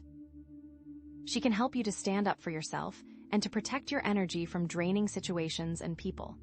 She can help you to create a life that's aligned with your values and that feels truly authentic and fulfilling. So, with the clear quartz angel energy, this is about harnessing that power in a positive and constructive way. It's about using your intellect and your clarity to create a better life for yourself and for others. It's about using your boundaries to protect your energy and to create space for what truly matters. It's about using your voice to speak your truth and to advocate for what you believe in. Maybe you're feeling overwhelmed by all the chaos and negativity in the world, and you're tempted to just shut down and withdraw from everything. The Queen of Swords is saying okay, it's important to protect your energy, but also try to stay informed and engaged. Try to find ways to make a positive impact on the world, even if it's just in small ways. Try to use your voice to speak out against injustice and to advocate for change. Or maybe you're feeling stuck in a rut and you're not sure what to do next. The Queen of Swords is saying okay, it's important to take some time for introspection and reflection, but also try to take some action. Try to set some clear goals and to create a plan for achieving them. Try to step outside of your comfort zone and to try new things. So, yeah, the Queen of Swords is a card of truth, clarity, intellect, and boundaries, but she's also a card of balance, compassion, and action.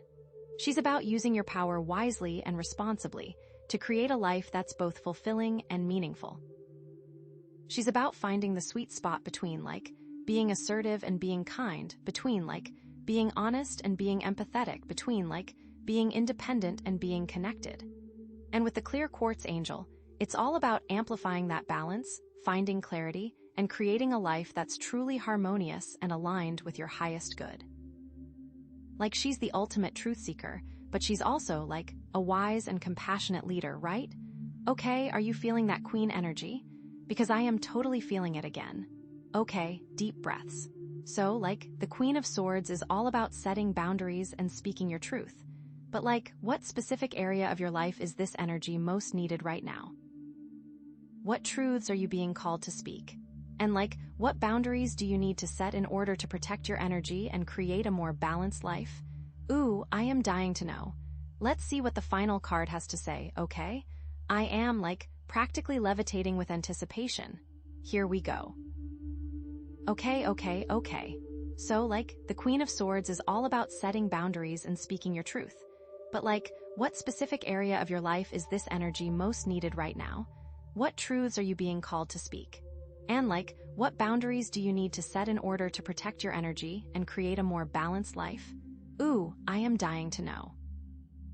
Let's see what the final card has to say, okay? I am practically levitating with anticipation.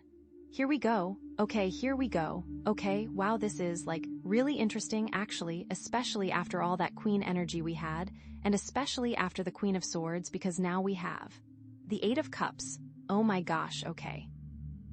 So the Eight of Cups, it's all about walking away, right? Leaving something behind that no longer serves you, even if it's hard, and even if it's emotionally difficult. So while the Queen of Swords is about setting boundaries and speaking your truth, this card suggests that there might be something in your life that you need to actually just walk away from, it's not enough to just set boundaries. Sometimes you have to actually just remove yourself from the situation entirely. And with our theme of harmonizing your roles, this is huge. This is about recognizing that some roles in your life might be fundamentally incompatible with your well-being, and that the only way to truly harmonize your life is to let go of those roles, it's not just about balancing your career with your family or your hobbies. It's about recognizing that some things just aren't meant to be, and that holding on to them is only causing you pain, right? Think of it like this, maybe you're trying to balance a demanding job with a toxic relationship, and you're constantly feeling drained and unfulfilled, right? The Queen of Swords is about, setting boundaries with your partner and communicating your needs effectively. But the Eight of Cups is about, recognizing that the relationship itself might be the problem, and that the only way to truly find peace and happiness is to, walk away from it entirely, It's not about, trying to fix the relationship or make it work. It's about recognizing that it's fundamentally unhealthy and that you deserve better, right? It's about choosing yourself, finally. And it totally ties back to the clear quartz angel energy, because it's about finding the balance between, staying and leaving, between, holding on and letting go, between, hope and acceptance, It's not about giving up easily, but it's also not about staying in a situation that's clearly not good for you. It's about, trusting your intuition, listening to your heart, and making the decision that's best for your overall well-being, right? Now, connecting this back to the Tower, the Star, the Chariot, the Magician, the Queen of Pentacles, and the Queen of Swords, I'm seeing a really powerful journey unfolding here, right? The Tower was the shakeup, the destruction of the old structures that weren't serving you, especially in relation to, how you were balancing your roles. The Star was the healing and the hope, the rebuilding of your inner foundation, finding that balance, remember. The Chariot was the, taking control and moving forward with determination, crushing it. The Magician was the consciously creating the new reality that you want, building the car, not just driving it. The Queen of Pentacles was about, grounding that energy and creating a stable, nurturing foundation for your new life. The Queen of Swords was about, bringing in some sharp clarity and setting clear boundaries so you can protect your energy and maintain that stability. And now, the Eight of Cups is about, taking that final step and walking away from anything that's still holding you back from truly harmonizing your life, It's like you went through the storm, you found your center, you took control, you manifested your dreams, you created a beautiful, abundant home, you built a fence around it, and now you're, packing your bags and moving to a new, even better location, because you realize that even your amazing house was built on shaky ground, It's like leveling up your life. So, maybe the Tower experience forced you to, reevaluate your career path and realize that you were in the wrong profession entirely. The Star helped you heal from past career disappointments and find your true calling. The Chariot gave you the courage to pursue your dreams with passion and determination. The Magician empowered you to manifest a fulfilling career that aligns with your values. The Queen of Pentacles helped you create a stable and nurturing home environment that supports your career goals. The Queen of Swords helped you set clear boundaries with your colleagues and protect your time and energy. And now, the Eight of Cups is telling you that it's time to actually leave that job and pursue your true passion, even if it's scary and uncertain, It's finally taking the leap of faith. But here's the thing about the Eight of Cups, right? It's not always easy to walk away, even when you know it's the right thing to do, It can be scary to leave behind something that's familiar and comfortable, even if it's not good for you. It can be hard to let go of the past and embrace the unknown, right? There might be fear of the unknown. So, with the clear quartz angel energy, this is about, trusting your intuition and having faith that you're being guided towards something better, even if you can't see it yet, It's about, remembering that you're strong and resilient and that you can handle whatever comes your way. It's about, believing in yourself and your ability to create a fulfilling life, even if it means taking a risk, right? Maybe you're afraid of what other people will think if you leave your job or end your relationship. The Eight of Cups is saying, okay, it's important to consider other people's feelings, but ultimately, you need to prioritize your own well-being. Don't let other people's opinions hold you back from making the decision that's right for you. Or, maybe you're afraid of being alone or of not being able to find something better. The Eight of Cups is saying, okay, it's natural to feel scared, but don't let fear paralyze you. Trust that you're worthy of love and happiness, and that you'll find something even better if you're willing to take the risk. But the Eight of Cups can also be a sign that you're avoiding something important, right? Sometimes we walk away from things because we're afraid of facing our own issues, or because we're not willing to put in the effort to make things work, So, with the clear quartz angel energy, this is about, being honest with yourself about your motivations, and making sure that you're not running away from something that you actually need to address, right? It's about, taking responsibility for your own happiness and not blaming others for your problems. It's about, being willing to face your fears and to work through your challenges, rather than just giving up and walking away, right? Like, maybe you're tempted to leave your job because you're feeling stressed and overwhelmed, but the real problem is that you're not setting clear boundaries with your colleagues or that you're not managing your time effectively. The Eight of Cups is saying, like, okay, before you make any rash decisions, try to address the underlying issues. Try to set boundaries, improve your time management skills, and communicate your needs effectively. If those things don't work, then maybe it's time to walk away, but at least you'll know that you tried everything you could. Or maybe you're tempted to end your relationship because you're feeling unfulfilled, but the real problem is that you're not communicating your needs to your partner or that you're not willing to compromise. The Eight of Cups is saying, like, okay, before you throw in the towel, try to have an open and honest conversation with your partner. Try to communicate your needs, listen to their needs, and find ways to compromise and create a more fulfilling relationship. If those things don't work, then maybe it's time to move on, but at least you'll know that you gave it your best shot. So, yeah, the Eight of Cups is a card of walking away, but it's also a card of self-reflection, honesty, and courage, you know. It's about, like, making the difficult decision to leave behind something that's no longer serving you. But it's also about making sure that you're not running away from something that you actually need to address.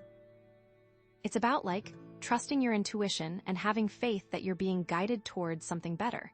But it's also about taking responsibility for your own happiness and being willing to work through your challenges.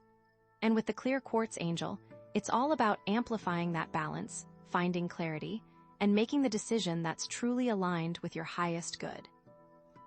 Like, it's about knowing when to hold on and when to let go, when to stay and when to leave, when to fight and when to surrender, you know? It's like the ultimate test of your inner wisdom. Okay, are you feeling that wisdom? Because I am totally feeling it. So, like, the Eight of Cups is all about walking away. But, like, what specifically are you walking away from? What emotions are you processing as you make this decision? And, like, what new path are you being called to explore? Ooh, I am so curious. Okay, wow, so after all of that, after the Tower, the Star, the Chariot, the Magician, the Queen of Pentacles, the Queen of Swords, and the Eight of Cups, like, where do we even go from there, right? I mean, like, it's been such a journey. Such a powerful transformation. Like, you've torn down the old, you've healed your wounds, you've taken control of your life, you've manifested your dreams, you've created a stable foundation, you've set clear boundaries, and you've walked away from what no longer serves you.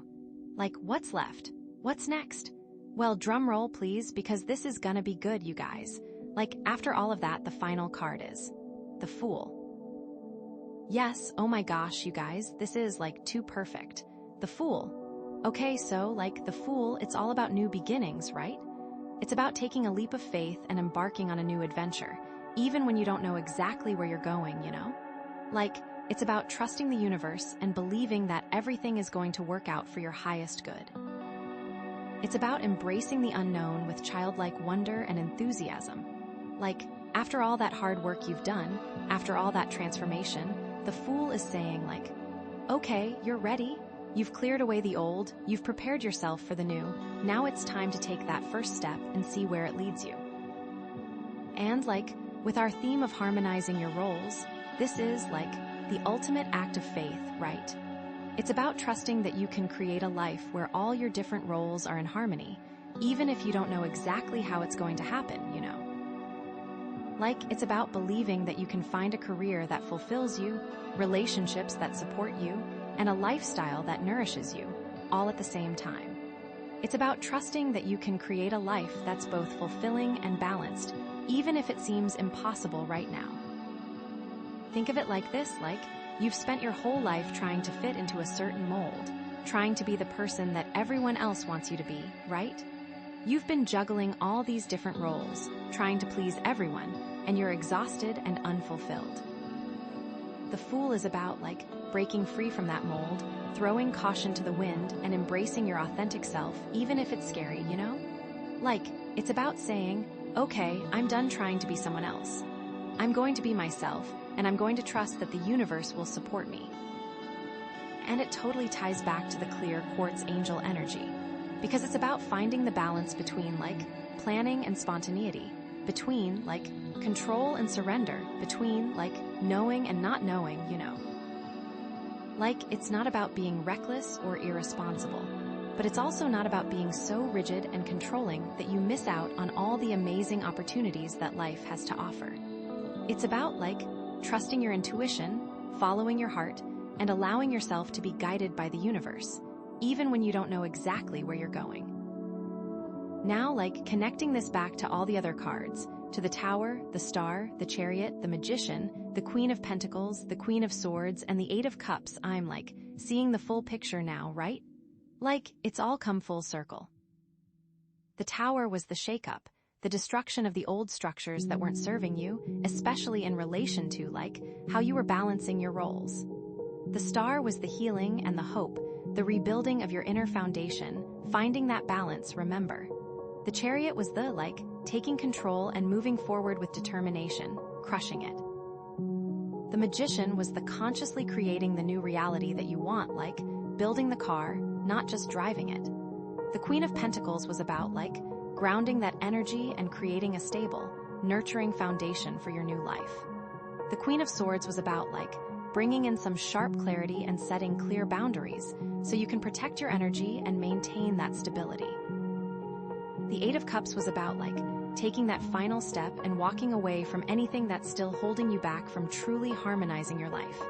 And now, the Fool is about, like, taking all of that wisdom, all of that experience, all of that transformation, and stepping into a new chapter with faith, courage, and enthusiasm, It's like you've completed your training, you've graduated from the school of life, and now it's time to go out into the world and create your own destiny.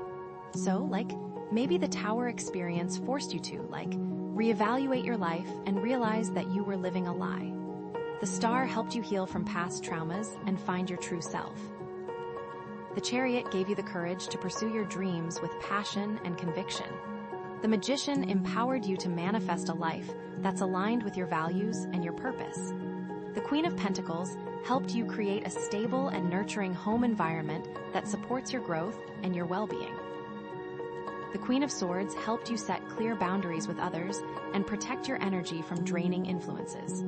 The Eight of Cups helped you walk away from anything that was still holding you back from truly living your best life. And now, the Fool is saying, like, okay, you're ready to start fresh. You're ready to create a life that's truly authentic and fulfilling. You're ready to embrace the unknown and see where it leads you. But, like, here's the thing about the Fool, right? It's not about being naive or foolish, It's not about just blindly jumping into anything without thinking it through. It's about having faith and trust, but also being smart and responsible. It's about being open to new experiences, but also being mindful of your own limitations. It's about embracing the unknown, but also being prepared for whatever challenges may come your way. So, with the clear quartz angel energy, this is about, like, finding the balance between, like, faith and reason, between, like, spontaneity and planning, between, like, adventure and responsibility, It's about, like, trusting your intuition, following your heart, and allowing yourself to be guided by the universe, but also being smart, responsible, and mindful of your own needs and limitations. It's about, like, taking a leap of faith, but also packing a parachute, just in case, Like, maybe you're feeling called to quit your job and start your own business, but you're also worried about the financial risks. The Fool is saying, like, okay, it's important to follow your passion, but also be smart about it. Create a business plan, save up some money, and make sure you have a support system in place before you take the leap. Or maybe you're feeling called to travel the world, but you're also scared of being alone and away from your loved ones. The Fool is saying, like, okay, it's important to explore your wanderlust, but also be mindful of your emotional needs. Stay connected with your loved ones, find ways to connect with other travelers, and make sure you have a safe and comfortable place to stay wherever you go. The Fool is not just about running off into the sunset without a care in the world. It's about embarking on a sacred journey with an open heart and a courageous spirit. It's about trusting that the universe has your back, even when you can't see the path ahead. It's about believing in yourself, even when you doubt your abilities. And it's about embracing the unknown, even when it feels scary and uncertain. So, like, What does all of this mean for you right now? Well, it means that you're at a crossroads, you know. You've reached the end of one chapter and you're about to begin another. You have a choice to make. You can either stay where you are, in your comfort zone, and continue living the same old life, or you can take a leap of faith and embark on a new adventure, trusting that the universe will guide you towards something even better. Which path will you choose? I know it's not always easy to trust the universe, especially when things are uncertain or scary. But I promise you, the universe has your back. You are not alone. You are loved, you are supported, and you are capable of creating a life that's truly amazing. So, take a deep breath, close your eyes, and ask yourself, what is my heart calling me to do? What new adventure am I being guided to embark on? What leap of faith am I being asked to take? And then, trust the answer that comes to you, and take that first step, knowing that the universe will be there to catch you if you fall. You've got this, you guys. I believe in you. The clear quartz angel believes in you. Now it's time for you to believe in yourself. Go out there and create the life of your dreams. Okay, hey there, you chose the Jasper sphere, so this reading is for you.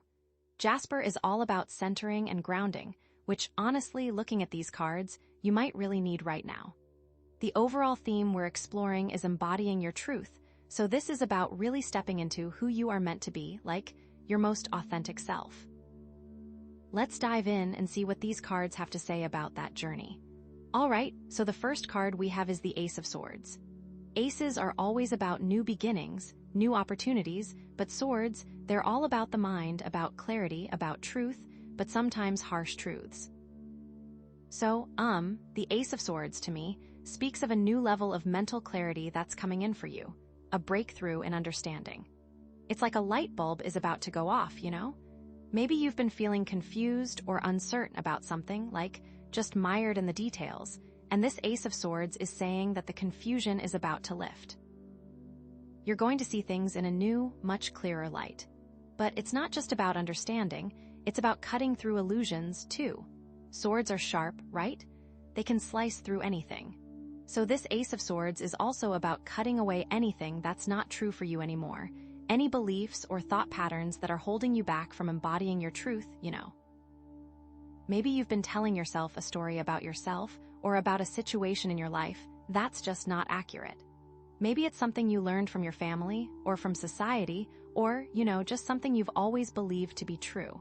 But the Ace of Swords is here to challenge that. It's saying, is this really true? Or is this just a story you've been telling yourself? And it's going to give you the courage and the clarity to cut through that story and see things as they really are.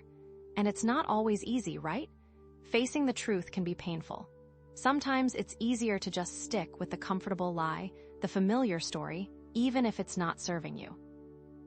But the Ace of Swords is about being brave enough to face the truth, no matter how uncomfortable it might be.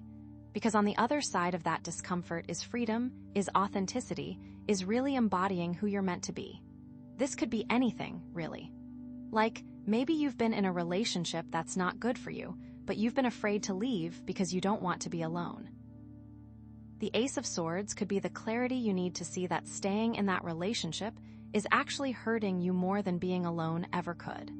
Or maybe you've been stuck in a job that you hate, but you've been afraid to quit because you don't think you can find anything better.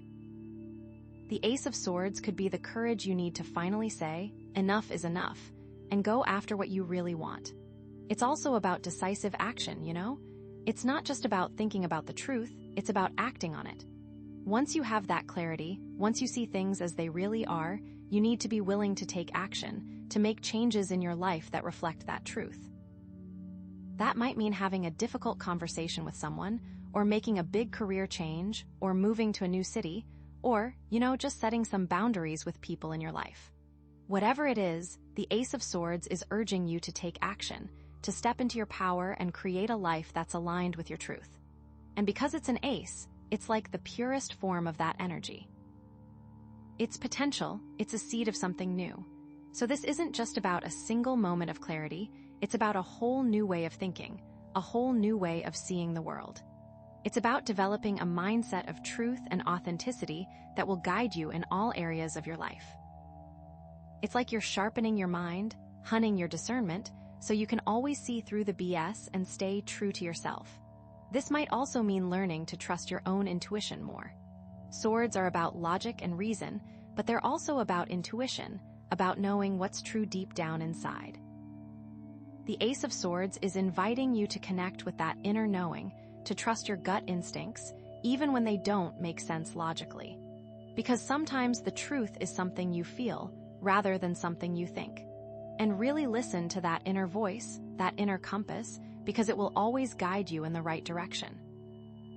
But here's the thing, the Ace of Swords can sometimes feel a little harsh, because the truth isn't always pretty. It can be uncomfortable, it can be confronting, it can even be painful. So it's important to approach this energy with compassion, both for yourself and for others. Don't use the Ace of Swords as a weapon to cut other people down or to judge yourself harshly. Use it as a tool to create clarity and understanding, to build bridges, to heal wounds. Because ultimately, the truth is about love. It's about seeing ourselves and each other with clear, compassionate eyes. So, yeah, that's the Ace of Swords. New clarity, cutting through illusions, decisive action, and a whole lot of truth. But building on that, we have the Tower.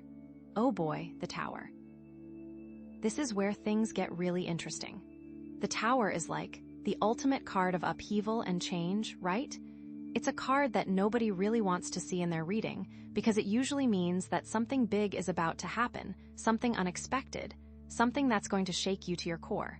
But it's not always a bad thing, It's like sometimes we need those shakeups in order to grow, in order to evolve, in order to really step into who we're meant to be. And given our theme of embodying your truth and the grounding energy of the Jasper, this feels like a necessary, though perhaps jarring, step. The Tower is all about the destruction of old structures, of old beliefs, of old ways of doing things. It's like everything that's built on a shaky foundation is going to come crashing down. And that can be scary, right? It can feel like your whole world is falling apart.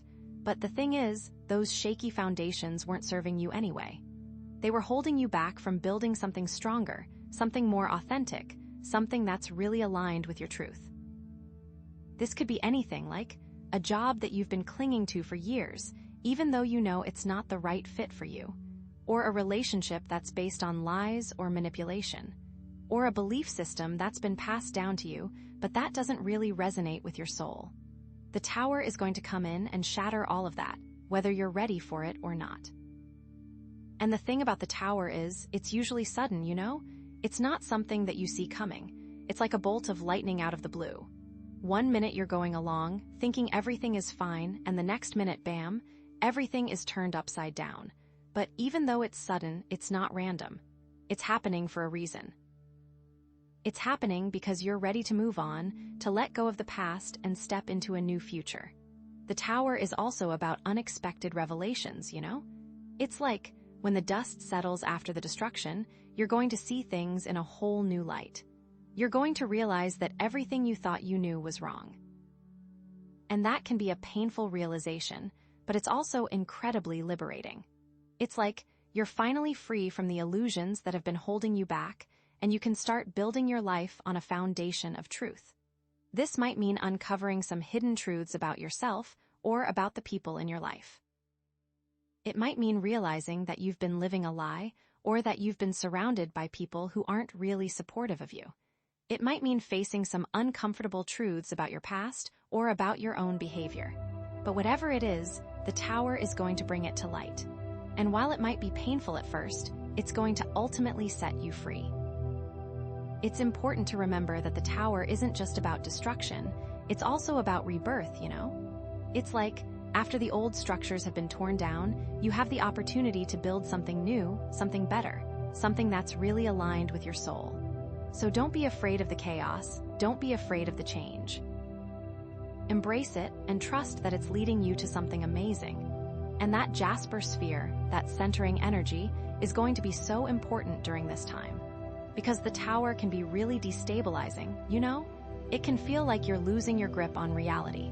So it's important to stay grounded, to connect with your body, to find ways to center yourself amidst the storm. Spend time in nature, meditate, do yoga, talk to a therapist, whatever it takes to stay connected to your inner peace.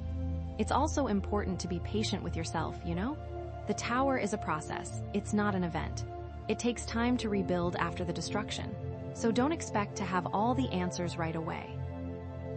Allow yourself to grieve the loss of the old and to slowly, gently build something new in its place. But what does this mean in the context of the Ace of Swords? Well, it feels like that clarity, that truth that's coming in with the Ace of Swords, is actually going to trigger the tower. It's like once you see things clearly, you're going to realize that some things in your life just can't stay the same. You're going to realize that some structures need to come down in order for you to move forward. So the Ace of Swords is like the lightning bolt that strikes the tower, you know?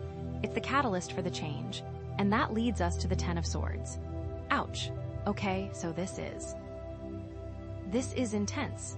The Ten of Swords is like the card of endings, of hitting rock bottom, of feeling like everything is over, you know? It's the card that nobody wants to see ever. But even though it looks really bleak, it's not necessarily the end of the story. In fact, it can be the beginning of a new chapter. Think about it, after you hit rock bottom, the only way to go is up, right? So this card, while painful, is also about hope, about resilience, about the possibility of new beginnings. The Ten of Swords often represents a painful ending to a situation that has been dragging on for too long. It could be a relationship, a job, a project, a belief system, whatever. It's something that's been causing you a lot of stress and pain, and it's finally coming to an end. And while that ending might be really difficult, it's also necessary. It's like you can't keep carrying this burden anymore. You need to let it go in order to move forward. This card can also represent feeling betrayed, stabbed in the back, like someone has really done you wrong. Maybe someone has lied to you, or cheated on you, or taken advantage of you in some way. And that can be a really painful experience. It can shake your trust in others. But it's important to remember that not everyone is like that. There are good people in the world, and you will find them. The Ten of Swords is often about feeling completely defeated, like you've given up, like you have nothing left to fight for. It's like you've been through so much and you just can't take it anymore. You're exhausted, you're drained, you're ready to throw in the towel. But don't give up on yourself. You are stronger than you think. You have more resilience than you realize. You can get through this. And even though it looks like you're completely down and out, there's always a light at the end of the tunnel. The sun is always going to rise again. You just need to hold on, to keep breathing, to keep putting one foot in front of the other. And eventually, you will emerge from this darkness, stronger and wiser than ever before. This card is also about releasing control, you know? It's like you've been trying so hard to control everything, to keep everything from falling apart, but it's just not working. You need to let go, to surrender to the universe, to trust that everything is happening for a reason. And that can be really scary, especially when you're feeling vulnerable and exposed. But it's also incredibly liberating. It's like you're finally free from the burden of trying to control everything, and you can just relax and let things unfold as they're meant to. And the Jasper sphere is so important here, because the Ten of Swords can make you feel totally ungrounded, like you're floating in space with no anchor. So it's crucial to stay connected to your body, to your breath, to the earth. Spend time in nature, walk barefoot on the grass, hug a tree, whatever it takes to feel grounded and centered. Because you need that stability in order to get through this. It's also important to practice self-care, you know? The Ten of Swords is a time for nurturing yourself, for giving yourself the love and attention that you need. Take a long bath, read a good book, listen to your favorite music, spend time with loved ones, whatever makes you feel good, because you deserve it. You've been through a lot, and you need to replenish your energy. But what does this mean in the context of the Ace of Swords and the Tower? Well, it feels like the clarity and the upheaval are leading to this ending. It's like the truth that's revealed by the Ace of Swords is causing the Tower to crumble, which is then leading to the Ten of Swords. It's a painful process, but it's a necessary one. It's like you need to let go of the old in order to make room for the new. You need to clear out the wreckage in order to build something stronger and more authentic. The Tower crumbles under the sword's truth, leading to this final ending so you can rebuild. So, ultimately, what does this all mean together? The Ace of Swords, the Tower, and the Ten of Swords. It's intense, right? But I think it's a really powerful message about embodying your truth. It's about being willing to face the truth, even when it's painful, to let go of what's not serving you, to rebuild your life on a foundation of authenticity. It's about trusting that even when things seem to be falling apart, there's always a light at the end of the tunnel. The sacred purpose of this connection, the reason you're seeing these cards, is to encourage you to embrace this transformation. To not be afraid of the chaos, to not be afraid of the change. To trust that you are strong enough to get through this, and that you will emerge from it stronger and wiser than ever before. And that Jasper sphere, that centering energy, is going to be your anchor throughout this process. It's going to help you stay grounded, to stay connected to your inner peace, to stay true to yourself. So lean on that energy, embrace it, and trust that you are exactly where you need to be. This is a tough journey, but you're not alone. And the destination, embodying your truth, is so worth it. All right, so after all that, we get the Emperor. Okay, wow, that's a really strong card. I mean, after the Ten of Swords, the Emperor feels like a huge shift, right? Like going from feeling totally defeated to total command. It's kind of a whiplash, almost. So the Emperor generally is all about structure, authority, control, leadership, you know. It's the masculine principle in action. It's about taking charge, setting boundaries, creating order out of chaos. Think of him as the architect, the builder, the one who lays the foundation and makes sure everything is solid and secure. He's very much about establishing rules and systems and ensuring they are followed. He's about discipline, responsibility, and getting things done. He's the ultimate authority figure, but not in a bad way necessarily. It's about being a strong, stable presence, someone who can be relied on to make decisions and provide guidance. He's like the CEO of your life, you know? He's the one who's in charge, who sets the direction, who makes sure everything is running smoothly. But there's also a shadow side to the Emperor, right? Because too much control can lead to rigidity, to being overbearing, to being a tyrant, even. So, it's about finding that balance between structure and flexibility, between authority and compassion. You don't want to become so controlling that you stifle creativity or shut down other people's ideas. You want to be a leader who empowers others, not someone who dictates every move. And in the context of embodying your truth, the Emperor can represent taking control of your own life, stepping into your power, and creating a life that's aligned with your values. It's about becoming the authority in your own world, making your own decisions, and setting your own boundaries. But after the Tower and the Ten of Swords, this feels especially significant, right? Because you've just gone through this period of complete chaos and destruction, of feeling like everything is out of control. And now, the Emperor is saying, okay, it's time to rebuild. It's time to take charge again. But the key is to not just rebuild the same old structures that were there before. Because those structures crumbled for a reason, right? They weren't serving you anymore.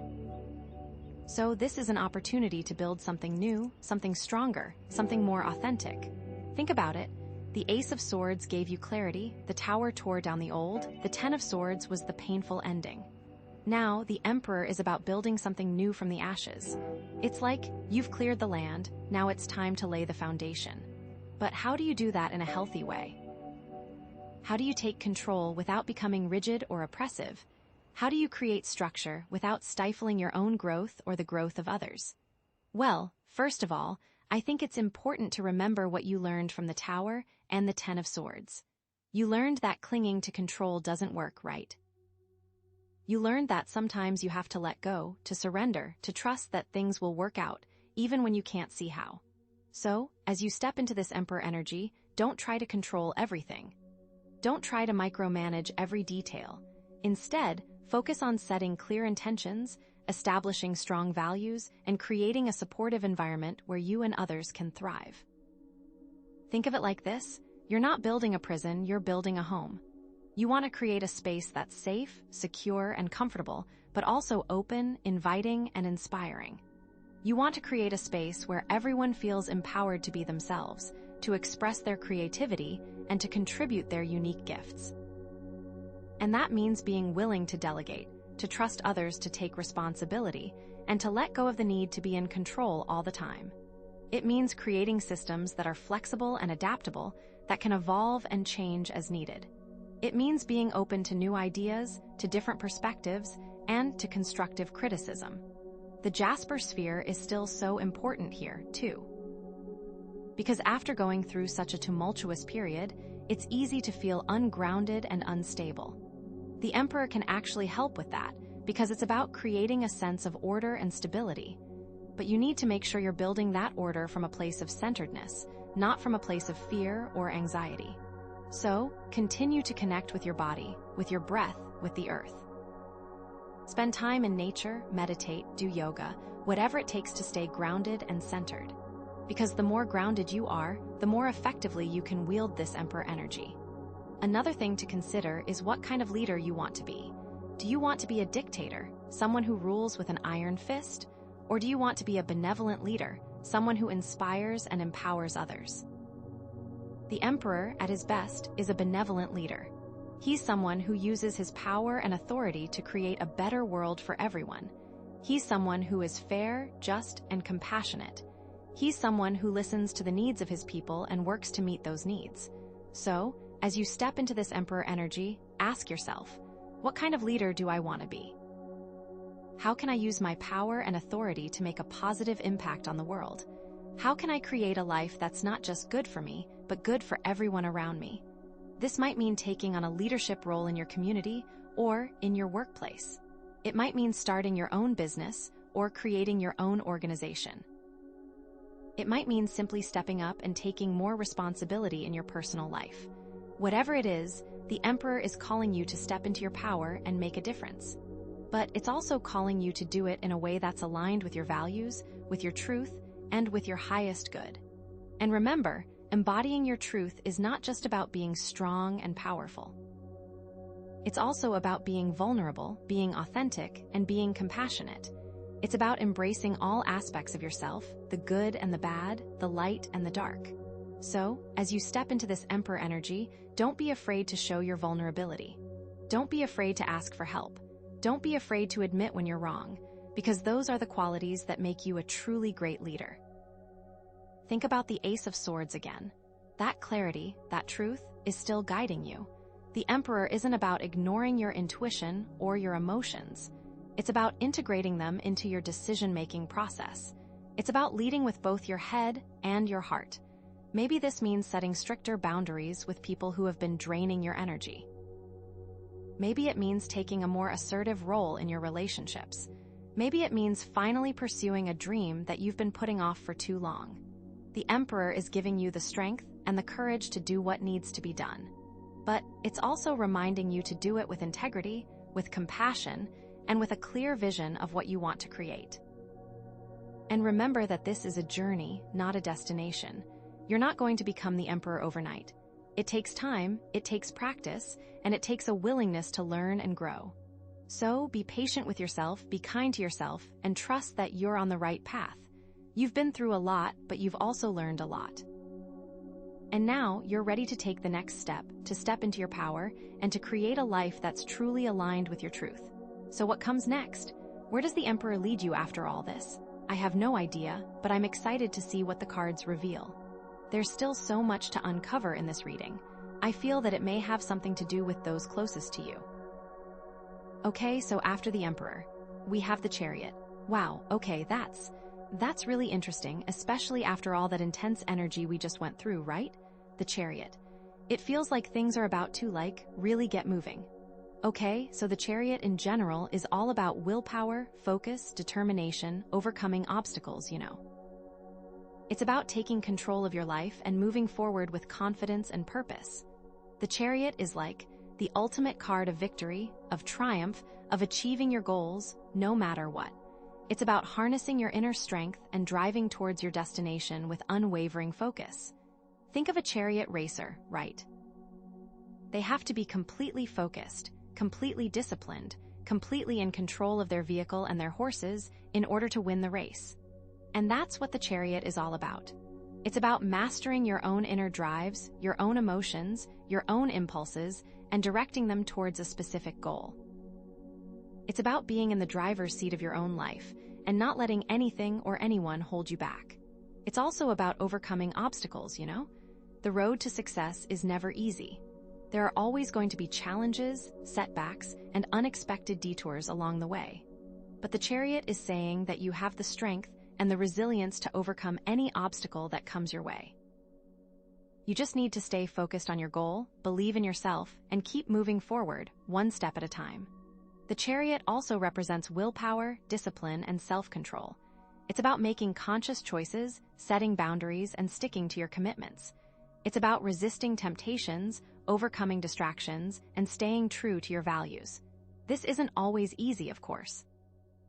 It takes effort, it takes practice, and it takes a willingness to confront your own weaknesses and limitations. But the Chariot is saying that you are capable of developing these qualities, and that they will serve you well on your journey. It's also about taking action, you know? It's not enough to just dream about your goals or to plan for your future. You actually have to get out there and do something. You have to take risks, you have to put yourself out there, and you have to be willing to fail. But the Chariot is saying that the rewards are worth the effort. That the feeling of accomplishment, of achieving your goals, of living a life that's aligned with your purpose, is something truly special. Okay, so how does this connect back to the previous cards, right? Because we've had this whole journey already. The Ace of Swords gave you clarity, right? It showed you the truth, even if it was uncomfortable. The Tower then came in and shook things up, old structures that weren't serving you anymore. Then the Ten of Swords, ouch, that was the painful ending, the hitting rock bottom. And then the Emperor, stepping into your power, rebuilding, taking control again. So where does the Chariot fit into all of this? Well, it feels like the Chariot is the next step in your journey, right? It's like you've had the clarity, you've gone through the upheaval, you've experienced the ending, and you've started to rebuild. Now it's time to actually move forward, to put your plans into action, and to start creating the life that you want. It's like you've laid the foundation with the Emperor. Now the Chariot is about actually driving forward, making progress, and achieving your goals. The Ace of Swords gave you the vision, the Tower cleared the path, the Ten of Swords released the past, the Emperor provided the structure, and now the Chariot is giving you the momentum. It's like you've got all the pieces in place. Now it's time to put them together and start moving. But the key here is that the Chariot isn't just about blindly rushing forward. It's about moving with intention, with focus, and with a clear understanding of where you're going and why. It's about integrating the lessons you've learned from the previous cards and using them to guide your actions. It's about being mindful of the potential obstacles that might come your way and preparing yourself to overcome them. The Chariot is also about harnessing the power of your emotions, right? Because emotions can be a powerful driving force, but they can also be a major distraction. If you let your emotions control you, you'll end up veering off course, making impulsive decisions, and sabotaging your own efforts. But if you can learn to manage your emotions, to channel them in a positive direction, you can use them to fuel your drive, to enhance your focus, and to overcome any challenge that comes your way. So, what does this mean in practical terms, right? What does the Chariot look like in your life? Well, it could mean a lot of different things, depending on your specific situation.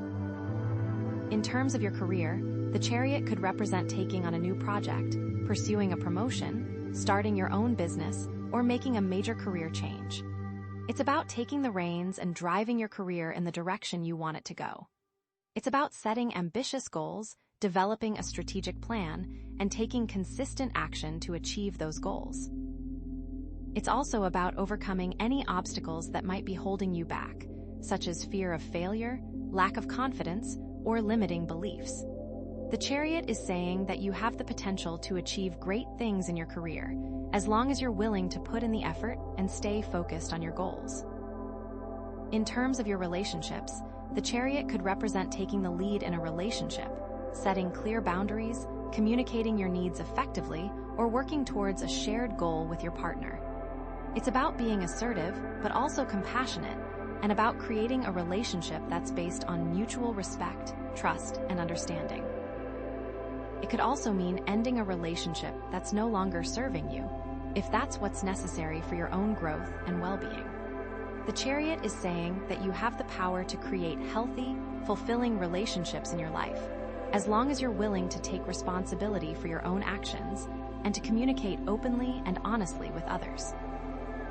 In terms of personal growth, the Chariot could represent setting a personal goal, such as losing weight, learning a new skill, or overcoming a fear. It's about taking control of your own life and making conscious choices that support your growth and well-being. It's about developing self-discipline, cultivating positive habits, and staying committed to your goals, even when things get tough. The Chariot is saying that you have the potential to transform your life in amazing ways, as long as you're willing to put in the effort and stay focused on your vision. But it's not always easy, right? The Chariot can also represent some significant challenges. One of the biggest challenges is self-discipline. It takes a lot of willpower and determination to stay focused on your goals and to resist temptations and distractions. You might find yourself struggling with procrastination, with self-doubt, or with a lack of motivation.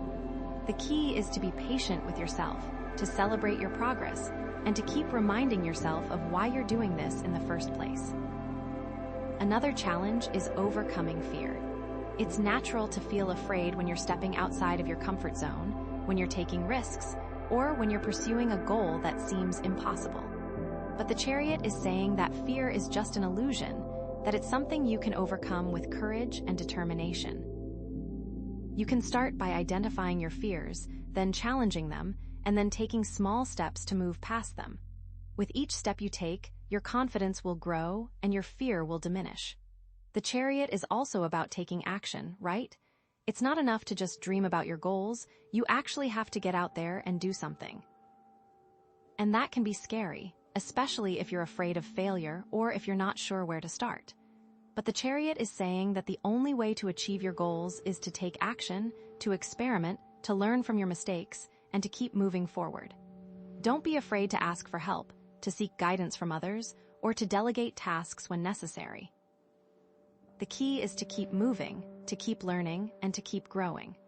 The Chariot is also about balance, you know? It's about balancing your ambition with your compassion, your strength with your vulnerability, your head with your heart. It's about finding a way to achieve your goals without sacrificing your values, your relationships, or your well-being. This might mean setting boundaries, saying no to opportunities that don't align with your values, or taking time for self-care and relaxation. The Chariot is saying that true success is not just about achieving your goals, it's about living a life that's balanced, fulfilling, and aligned with your highest self. And remember that Jasper sphere, right? That centering energy is going to be so crucial as you navigate this Chariot journey. Because the Chariot can be really intense, you know? It can feel like you're constantly pushing yourself, constantly striving, constantly trying to achieve more. And that can be exhausting, and it can lead to burnout if you're not careful. So it's important to stay grounded, to stay connected to your body, to your breath, and to the earth. Spend time in nature, meditate, do yoga, or whatever helps you to feel centered and balanced. The Jasper sphere is a reminder to stay present, to appreciate the journey, and to celebrate your successes along the way. It's also a reminder to be kind to yourself, to forgive yourself for your mistakes, and to learn from your challenges. The Chariot is not about perfection, it's about progress. It's about learning, growing, and evolving into the best version of yourself. The Jasper sphere is also about connecting with your inner wisdom, right? Because the Chariot is about taking control and directing your own life, but it's also about trusting your intuition and listening to your inner guidance. Your inner wisdom knows what's best for you. It knows what you need to learn, and it knows what you're capable of achieving. So take time to listen to your inner voice, to connect with your higher self, and to trust that you're on the right path. The Chariot is about taking action, but it's also about trusting the universe to support you and guide you along the way. This card, the energy of the Chariot, especially connected to that Jasper sphere, is about moving forward with grounded confidence and intention. It's not reckless, it's not impulsive, it's about purposeful action. So, the Chariot. After all this, after the Ace of Swords, the Tower, the Ten of Swords, the Emperor, it feels like you are truly ready to take the reins. You have the clarity, you've weathered the storm, you've rebuilt your foundations, and now you're ready to drive forward with purpose and determination. But what's the final destination? What's waiting for you at the end of this Chariot ride? I'm getting a sense that it involves a major decision, a choice that will have a lasting impact on your life. But what that decision is, well, we'll just have to see what the next card reveals. I'm so excited. This is getting really good. This has been a wild ride. Okay, the Six of Pentacles. Oh, wow, after all that, this is a really interesting shift, isn't it? I mean, from the Chariot, like full speed ahead, to the Six of Pentacles, which is all about giving and receiving. It's about generosity, charity, sharing your resources, you know? It's about finding balance in what you give and what you take. So, in general, the Six of Pentacles is a pretty positive card, right? It usually shows someone who's in a position of power or wealth, and they're sharing that with others who are less fortunate. It's about philanthropy, about being compassionate, about using your resources to make a positive impact on the world. But it's not just about financial giving, you know. It can also be about sharing your time, your skills, your knowledge, your emotional support, anything that you have to offer. And it's not just about giving out, it's also about being open to receiving. Because giving and receiving are two sides of the same coin, right? You can't have one without the other. If you're always giving and never receiving, you're going to burn out. And if you're always receiving and never giving, you're going to become stagnant. So, the Six of Pentacles is really about finding that balance, about creating a flow of energy between yourself and the world around you. This can be something as straightforward as donating to charity, or it can be a bit more abstract, such as offering to mentor someone.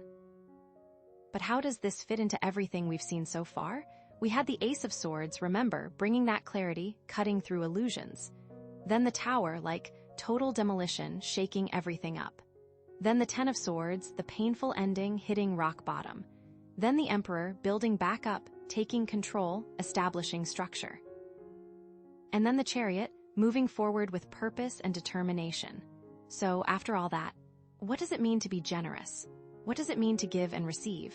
Well, I think it's really significant that this card comes after the Emperor and the Chariot, you know? Because the Emperor is all about control, and the Chariot is all about driving forward, achieving your goals. So you've been working really hard to rebuild your life, to take charge of your destiny, to move towards your dreams. You know, and now the Six of Pentacles is saying, okay, you've got all this. What are you going to do with it? How are you going to use your power, your resources, your energy to make a difference in the world? It's like you've climbed to the top of the mountain, and now you're looking around and saying, okay, who can I help pull up with me? And it's not just about being altruistic, you know? It's also about recognizing that giving back actually benefits you as well. Because when you're generous, when you're compassionate, when you're helping others, you're actually creating more abundance in your own life. It's like, the more you give, the more you receive. And that's not just about money, you know? It's about feeling good about yourself, about making meaningful connections with others, about creating a sense of purpose and fulfillment. So, maybe this is about sharing your newfound wisdom with others who are going through similar struggles. Maybe it's about using your skills and talents to help a cause that you care about. Maybe it's about simply being more present and supportive for the people in your life. The Six of Pentacles is asking you to consider how you can use your own unique gifts to make a positive impact on the world. It's about finding ways to give back that are meaningful and authentic for you. And it's also about being open to receiving help and support from others, because you don't have to do it all alone. This also feels like a direct response to the Ten of Swords. You've been through a really difficult time. Now it's time to heal and help heal others. But okay, let's dig a little deeper into this, right? What kind of giving are we talking about here?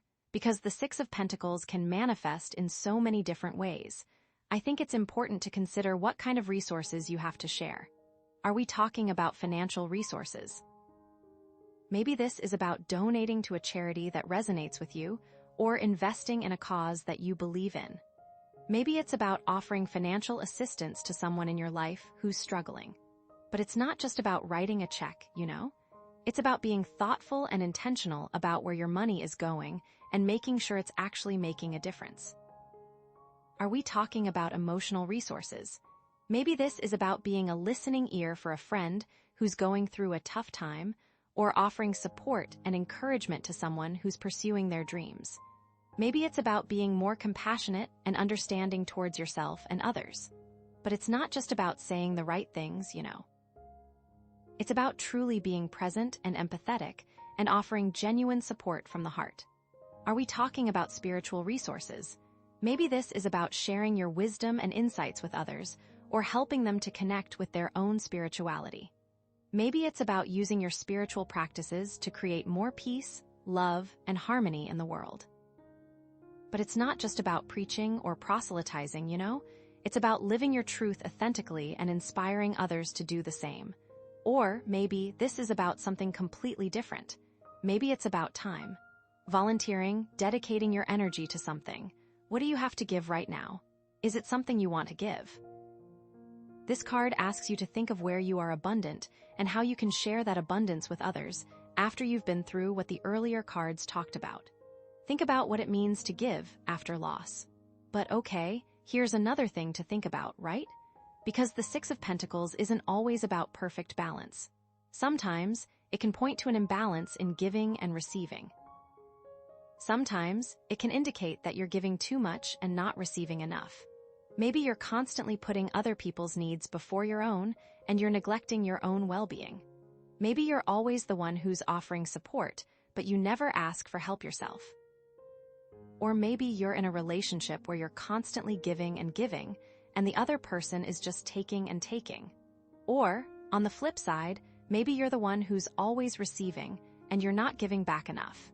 Maybe you're relying too much on other people, and you're not taking responsibility for your own life. Maybe you're taking advantage of other people's generosity, and you're not appreciating their efforts. This card is about taking a look at the balance, or lack thereof, in your life right now. If you're always giving and never receiving, it's time to set some boundaries, right? It's time to start prioritizing your own needs and to learn how to say no to things that drain your energy. It's time to ask for help when you need it, and to allow yourself to receive support from others. It's time to recognize that you deserve to be taken care of just as much as anyone else. If you're always receiving and never giving, it's time to step up and take responsibility, you know? It's time to start contributing your fair share and to give back to the people who have supported you. It's time to recognize that you have something valuable to offer the world and to start sharing your gifts with others. It's time to be grateful for what you have and to use your resources to make a positive impact.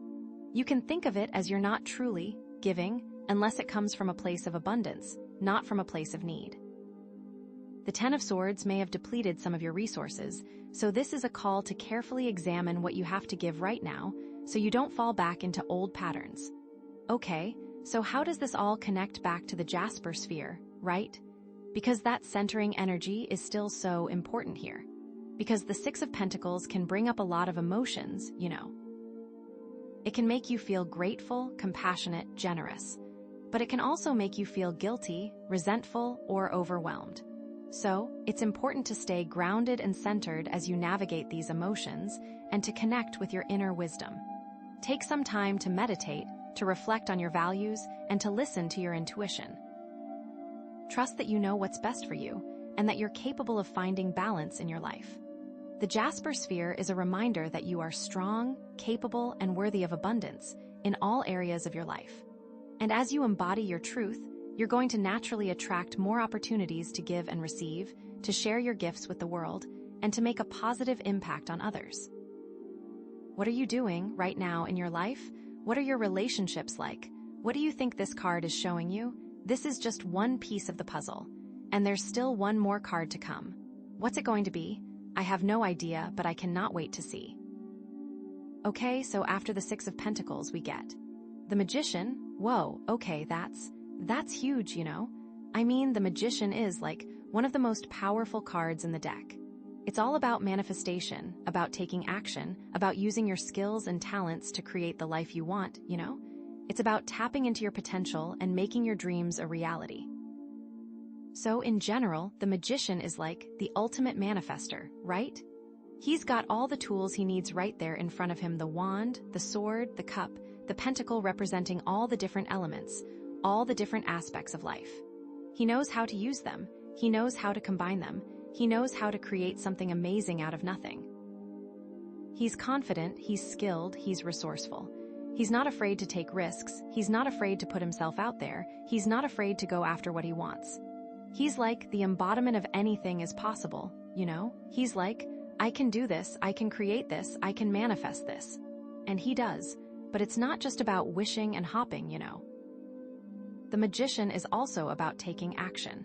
He's not just sitting around waiting for things to happen, he's actively creating his own reality. He's setting intentions, he's making plans, he's taking steps towards his goals every single day. He's also really skilled at communication, you know. He knows how to express himself clearly and effectively, he knows how to persuade and influence others, he knows how to get his message across. He's like a master of language, a master of rhetoric, a master of connection. And he's got a strong sense of self-belief, you know? He knows who he is, he knows what he's capable of, and he's not afraid to show it. He's confident in his abilities, he's proud of his accomplishments, and he's not afraid to shine. So, yeah, the magician is a really powerful card, full of potential, full of energy, full of possibility. But how does it connect to all the other cards we've seen, right? Because we've been on such a journey, you know. The Ace of Swords gave you that clarity, that sharp insight, that ability to cut through the illusions. The Tower shook everything up, old structures that weren't serving you anymore. The Ten of Swords, ouch, that was the painful ending, hitting rock bottom. The Emperor, stepping into your power, rebuilding, taking control again. The Chariot, moving forward with purpose and determination. And the Six of Pentacles, giving and receiving, finding balance in your life. So, after all that, what does the magician add to the mix? Well, I think it's like the culmination of everything, you know? It's like you've gone through all these challenges, you've learned all these lessons, you've developed all these skills, and now you're finally ready to put it all into action. The Ace of Swords gave you the vision, the Tower cleared the path, the Ten of Swords released the past, the Emperor provided the structure, the Chariot gave you the momentum, the Six of Pentacles got you balanced. And now the magician is giving you the power to manifest your dreams. It's like you've got all the ingredients, you've got all the tools, you've got all the skills. Now it's time to cook up something amazing. You've reached deep within your spiritual center with that grounding jasper and can do anything. But it's not just about manifesting anything, you know? It's about manifesting your truth. Because that's the whole theme of this reading, right? Embodying your truth. So, the magician is inviting you to use your power to create a life that's aligned with your values, with your beliefs, with your deepest desires. It's about manifesting a life that's authentic, that's meaningful, that's fulfilling. It's about creating a life that's true to who you really are, deep down inside. It's about manifesting your highest potential, your best self, your most amazing life. But okay, here's the thing, right? The magician also has a shadow side. Because with great power comes great responsibility, right? And the magician can sometimes be tempted to use his power for selfish purposes, for manipulative purposes, for dishonest purposes. He can become arrogant, he can become egotistical, he can become obsessed with control. He can use his communication skills to deceive and manipulate others. He can use his manifestation powers to create things that are harmful or unethical. He can fall into traps where he only chases the material. It's about making sure your truth aligns with your values. So, it's really important to be mindful of this shadow side, you know. It's important to use your power wisely, to use it ethically, to use it for the good of all. It's important to stay humble, to stay grounded, to stay connected to your values. The Jasper sphere can help with that, right? Because that centering energy is going to keep you grounded, it's going to keep you connected to your intuition, it's going to keep you focused on your truth. It's going to help you resist the temptation to use your power for selfish purposes, and it's going to guide you towards using it for the highest good. So, how does this all connect back to the Six of Pentacles, right? Because that card is all about giving and receiving, about finding balance in your life. And I think the magician is showing you how to create that balance, you know. It's about using your power to manifest abundance, not just for yourself, but also for others. It's about using your skills and talents to help those who are less fortunate, to create a more just and equitable world. It's about sharing your resources, your knowledge, your time, your energy with those who need it most. It's about recognizing that we're all connected, that we're all part of the same cosmic web, and that when we help others, we're actually helping ourselves. It's about creating a ripple effect of goodness, of kindness, of compassion that spreads out and touches the lives of everyone around us. It's the karmic wheel, you know? The energy you put out into the world comes back to you, amplified. So, if you're putting out negativity, if you're being selfish or manipulative, that's going to come back to bite you in the butt, eventually. But if you're putting out positivity, if you're being generous and compassionate, that's going to come back to bless you in amazing ways. It's all about creating a virtuous cycle, a positive feedback loop that keeps generating more and more goodness in your life. And with the help of that Jasper sphere, right? That centering, grounding energy, you can stay on the right path, you can make the right choices, and you can manifest a life that's truly aligned with your soul's purpose. You have been grounded and can now see the web of energy more clearly than before. But what does this mean for you specifically, right? What kind of magic are you being called to create in your life? What kind of truth are you being asked to embody? That's where the Jasper comes in. With it, what you might create may be generational and have effects for a very long time. Think about it. What are your unique gifts, your unique talents? What are you passionate about? What do you care about? What kind of impact do you want to make on the world? The answers to those questions are going to guide you towards your true purpose, towards your unique form of magic. Maybe you're a natural healer, and you're being called to use your energy to help others heal their physical or emotional wounds. Maybe you're a gifted artist, and you're being called to use your creativity to inspire and uplift others. Maybe you're a brilliant communicator, and you're being called to use your words to spread truth and understanding. And then with that truth and the balance from the Six of Pentacles, your generosity can truly create a life for you and those around you that has amazing potential. Think about it. There are plenty of answers that are waiting to be discovered. Whatever it is, the magician is saying that you have the power to create it, you have the power to manifest it, you have the power to bring it into reality. You just need to believe in yourself, to trust your intuition, and to take action towards your goals. And that Jasper sphere is going to be there to support you every step of the way, keeping you grounded, keeping you centered, and keeping you connected to your truth. Okay, wow, this is getting so exciting. I can feel the energy building. This feels huge, right? Like this is about to be a major turning point in your life. But what's the final piece of the puzzle? What's the final card going to reveal? Is the generosity sustainable? Will the manifestation come to fruition? I have absolutely no idea, but I am so excited to find out. The magician feels like a promise, a potential, but it's not the full story yet. There's still one more card to come, and I have a feeling it's going to blow our minds. I think the next pull may have something to do with who you are at your core and how this great potential will affect you going forward. Oh my goodness. I can't wait.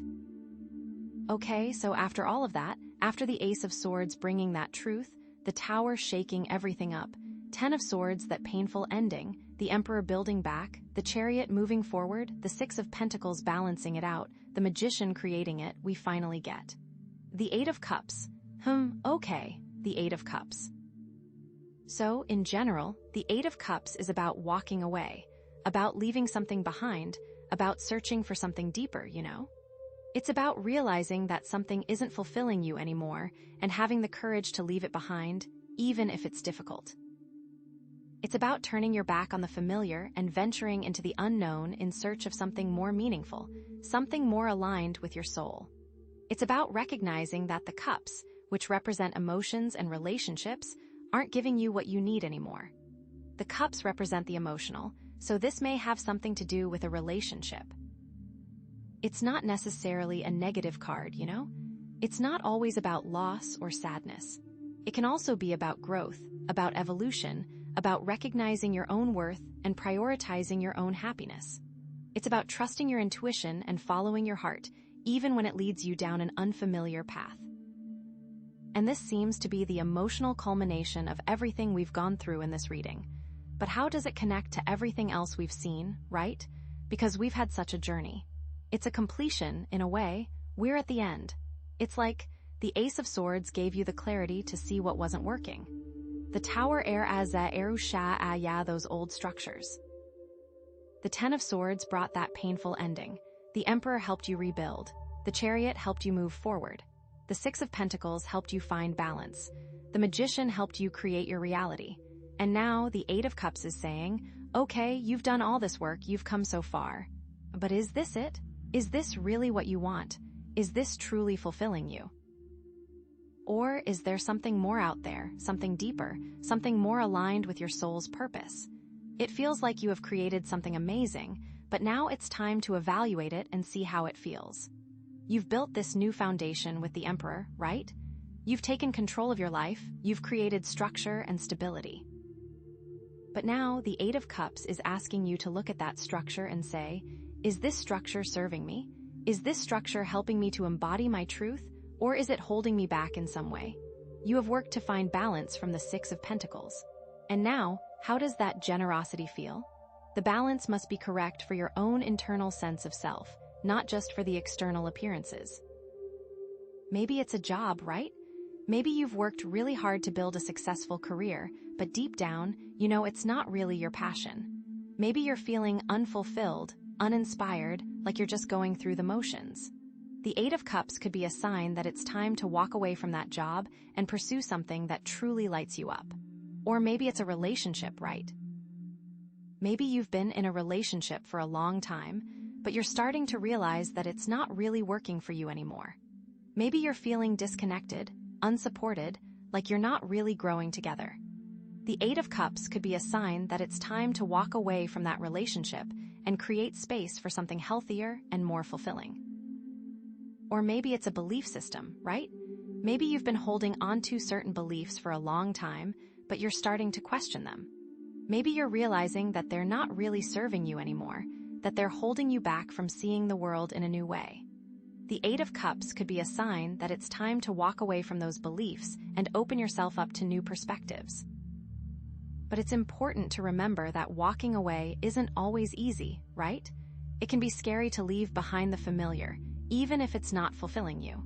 It can be hard to let go of something you've invested a lot of time and energy into.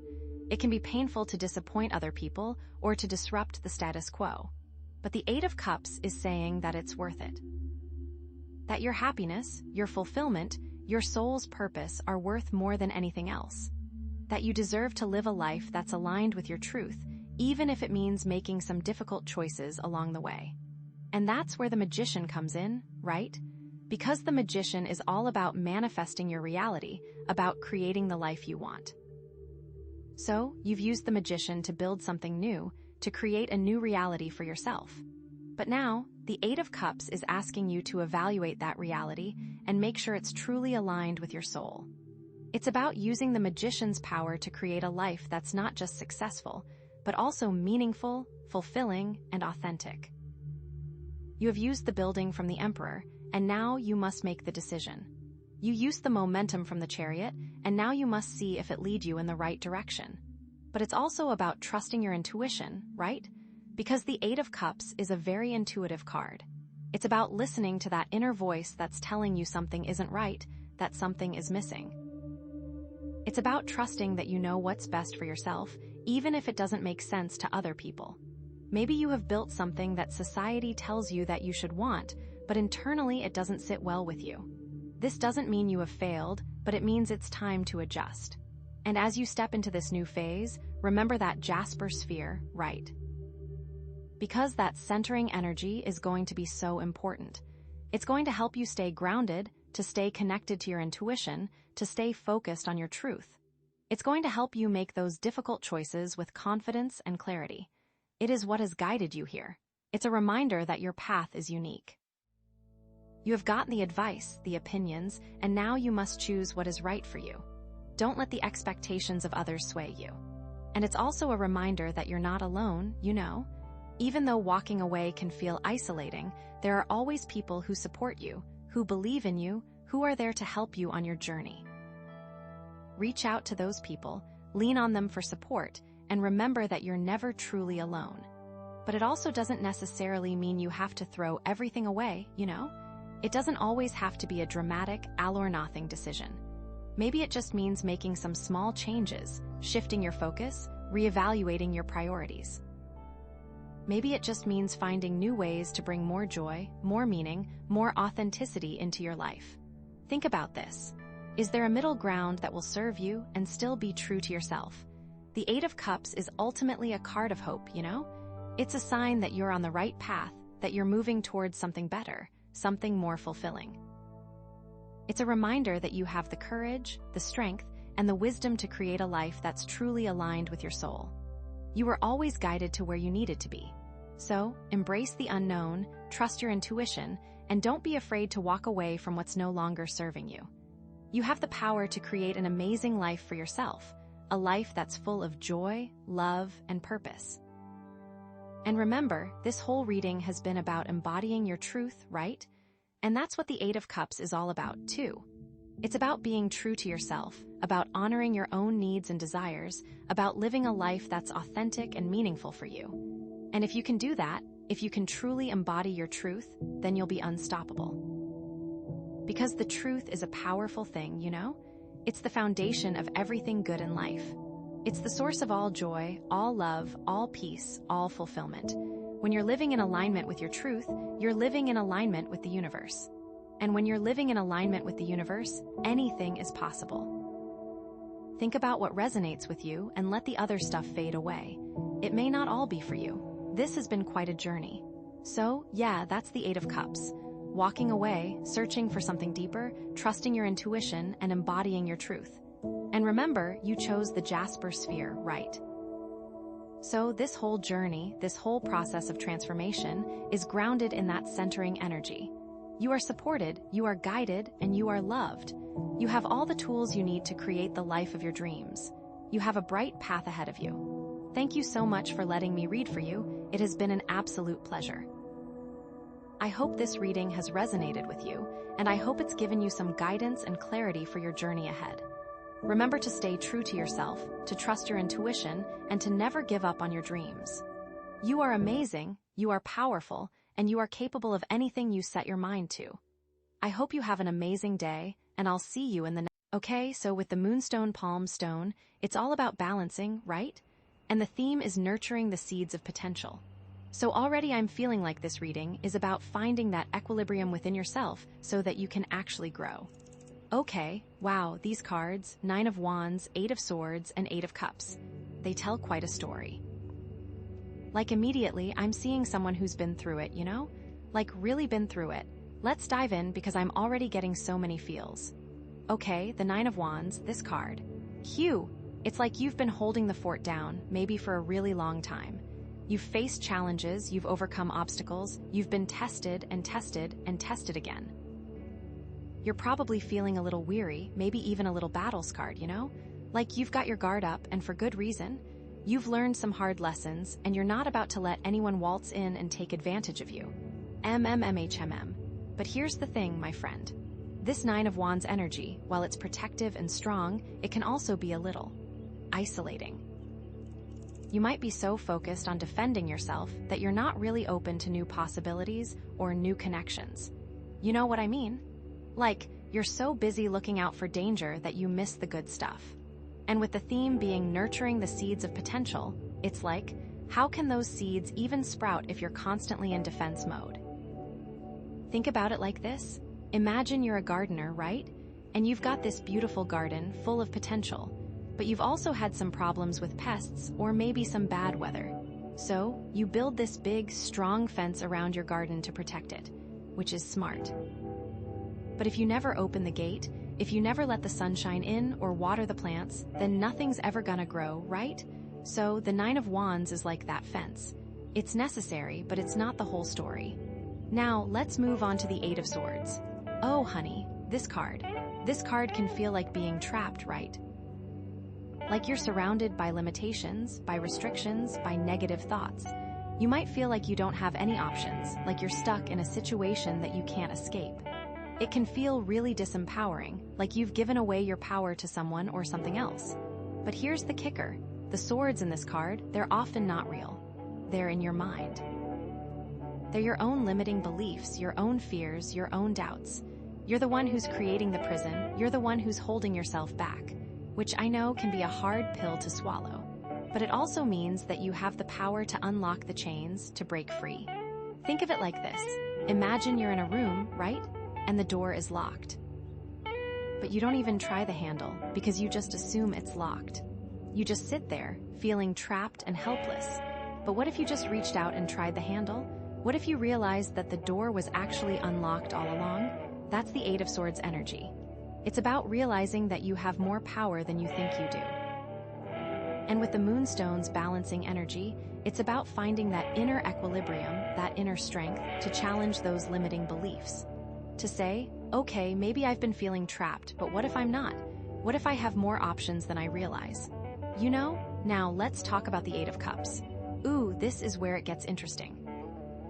This card is about walking away, about leaving something behind. It's about recognizing that something is no longer serving you, that it's time to move on, even if it's scary, even if it's painful. It's about choosing your own emotional well-being, even if it means leaving behind something familiar. This could be a relationship, a job, a situation, a belief system. Anything that's no longer aligned with your true self. It's about saying, okay, I've given this my best shot, but it's time for me to prioritize myself. And that can be a really hard decision, right? Especially if you've invested a lot of time and energy into something. But the thing is, sometimes the bravest thing you can do is walk away. Sometimes the most loving thing you can do is let go. Because holding on to something that's not right for you is just going to drain you. It's going to prevent you from growing. It's going to keep you stuck. Think of it like this. Imagine you're carrying a heavy backpack, right? And it's full of rocks, and it's weighing you down, and it's making it hard to walk. And you've been carrying this backpack for a long time, and you're used to it, even though it hurts. But what if you just took it off? What if you just set it down and walked away? Wouldn't that feel amazing? Wouldn't that free you up to move forward to explore new possibilities? That's the Eight of Cups energy. So, how do these three cards connect? Well, it's like this. You've been through a lot, Nine of Wands. You've been feeling trapped, Eight of Swords. And now you're being called to walk away, Eight of Cups. It's a journey of resilience, of recognizing your limitations, and of choosing your own emotional well-being. And with the Moonstones balancing energy, it's about finding that inner equilibrium, that inner strength, to navigate this journey with grace and courage. But I think it's important to look at the order of the cards, too. You know, because the Nine of Wands comes first, it's like all that past stuff, all those battles, all those challenges, they've led you to this point. They've made you strong, they've made you resilient, they've prepared you for what's next. And the Eight of Swords, that's the present moment. That's where you are right now. You're feeling trapped, you're feeling limited, but you're also starting to see that those limitations are mostly in your mind. You're starting to realize that you have more power than you thought you did. And then the Eight of Cups, that's the potential future. That's the choice that you're being invited to make. To walk away from what's no longer serving you, to prioritize your own well-being, to create a new beginning. But here's the thing, the Eight of Cups isn't necessarily about running away from your problems. It's about walking towards something better. It's about creating space for new opportunities, for new connections, for new growth. It's about nurturing those seeds of potential that we talked about at the beginning. Think about it like this. Imagine you're in a maze, right? And you've been wandering around in this maze for a long time, and you're feeling lost and confused, and you come to a dead end. And you could just stay there, feeling frustrated and defeated. Or you could turn around and try a different path. You could explore new possibilities, you could find your way out of the maze. The Eight of Cups is like turning around and trying a different path. Now, I'm curious about what specifically this might relate to. Like, is this about a relationship? Is this about a job? Is this about something else entirely? I feel like it's different for everyone, and it really depends on what's going on in your life right now. But I think the key takeaway here is that you're not stuck. You have choices. You have the power to create a better future for yourself. And with the Moonstones balancing energy, you can find the inner strength and the inner guidance to make the right decisions. Also, I'm noticing something else. All three of these cards, they're all about you. They're all about your own personal journey. They're not really about other people or external circumstances. They're about your own inner world, your own thoughts, your own feelings, your own choices. which makes me think that this is a really important time for self-reflection. A time to really get clear on what you want, what you need, and what you're willing to let go of. A time to prioritize your own well-being and to nurture those seeds of potential within yourself. And you know what else? The number 8 keeps coming up. 8 of Swords, 8 of Cups. 8 is often associated with abundance, with success, with achievement, but it's also associated with hard work, with dedication, with perseverance. So it's like you're being called to put in the work to create the abundance that you desire. You're being called to dedicate yourself to your own growth and to persevere through any challenges that may come your way. And the 9 of Wands, that's like the foundation that you're building on. All those past experiences, all those lessons learned, they're all contributing to your strength and your resilience. They're all helping you to create a solid foundation for your future success. I'm also feeling like there's a need to release control. The 9 of Wands can be about being very controlling, very protective, very guarded.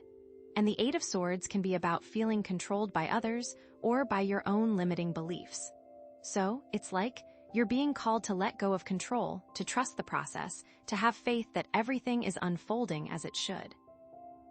Which can be really hard, right? Especially if you're used to being in control. But sometimes the best thing you can do is surrender. To let go of your expectations, to let go of your fears, to let go of your need to control everything. And just trust that you're being guided, that you're being supported, that you're on the right path. And with the moonstones balancing energy, it's about finding that balance between control and surrender. It's about knowing when to take action and when to let go. It's about trusting your intuition and following your heart. This is like the beginning of something new. It might not feel like it right now, especially with that 8 of Swords energy. But I promise you, there's so much potential here. There's so much opportunity for growth, for healing, for transformation. And the moonstone is here to help you find that balance, to nurture those seeds of potential, and to create a future that's aligned with your true self.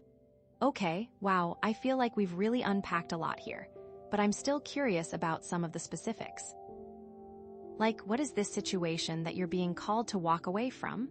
What are those limiting beliefs that are holding you back? What are those seeds of potential that you're being invited to nurture? I guess we will pull some more cards and find out. How exciting. Okay, so just to recap where we're at, because that was a lot with the 9 of Wands, it feels like you've been through it. You've been fighting battles, you're strong and resilient, but also maybe a little guarded. And then with the 8 of Swords, there's this feeling of being trapped, of being limited by your own thoughts and beliefs. And the 8 of Cups is like, okay, it's time to walk away from whatever's no longer serving you, even if it's scary. It's a journey of resilience, recognizing your limitations, and choosing your own well-being. It's all about you right now and what you need. And now we have the 7 of Swords. Okay, so first impressions, this card can be a little bit tricky. It's got this energy of someone sneaking away, you know? Like they're trying to get away with something. Maybe they're being a little bit dishonest, or maybe they just feel like they have to be sneaky to get what they want. It's not necessarily a bad card, but it definitely raises some questions. So, 7 of Swords, huh? What's going on here? Okay, so let's dive into this 7 of Swords a little deeper, because there are a few different ways we can interpret it, right? On the one hand, it can definitely represent deception, like someone is trying to pull a fast one on you, or maybe you're not being completely honest with yourself or with others. It could be that you're trying to avoid a difficult situation, or you're taking the easy way out, even if it's not the most ethical. Maybe you're cutting corners or not being completely transparent. You know, like when you tell your boss you have a doctor's appointment, but really you just need a mental health day. It can also point to someone gossiping about you behind your back or spreading rumors. So, it's important to be aware of who you're trusting and what information you're sharing. You know what I mean? Because not everyone has your best interests at heart. But sometimes, you know, this card can also be about strategy. Like maybe you're in a situation where you need to be a little bit clever, a little bit resourceful to get ahead. Maybe you're playing the game and you're trying to outsmart your opponents. It doesn't necessarily mean you're being malicious, but you're just being strategic. You're trying to navigate a complex situation, and you're doing what you need to do to survive. Like when you're negotiating a raise at work and you have to highlight your accomplishments and downplay your weaknesses. That's not necessarily being dishonest, it's just being smart. Or like when you're trying to get your kids to eat their vegetables and you hide them in their favorite pasta sauce. You're not lying to them, you're just being creative, right? Okay, I like that. And sometimes, this card can also be about feeling like you have to be sneaky. Like you don't feel like you have the power to be direct or assertive, so you have to go about things in a roundabout way. This can happen when you're dealing with someone who's very controlling or manipulative. You might feel like you can't be honest about your feelings or your needs because they'll just dismiss you or try to undermine you. So, you resort to being sneaky, you try to get what you want without causing a confrontation. But the thing is, that can be really draining, right? Because you're constantly having to be on guard, you're constantly having to worry about getting caught. It's not a sustainable way to live. And sometimes, the Seven of Swords can represent a desire for freedom, a desire to break free from limitations or restrictions. You might feel like you're trapped in a situation that's suffocating you and you're looking for a way out. You might be willing to take some risks, to bend the rules a little bit in order to achieve that freedom. This can be especially true if you're feeling stifled in a relationship, or in a job, or in some other area of your life.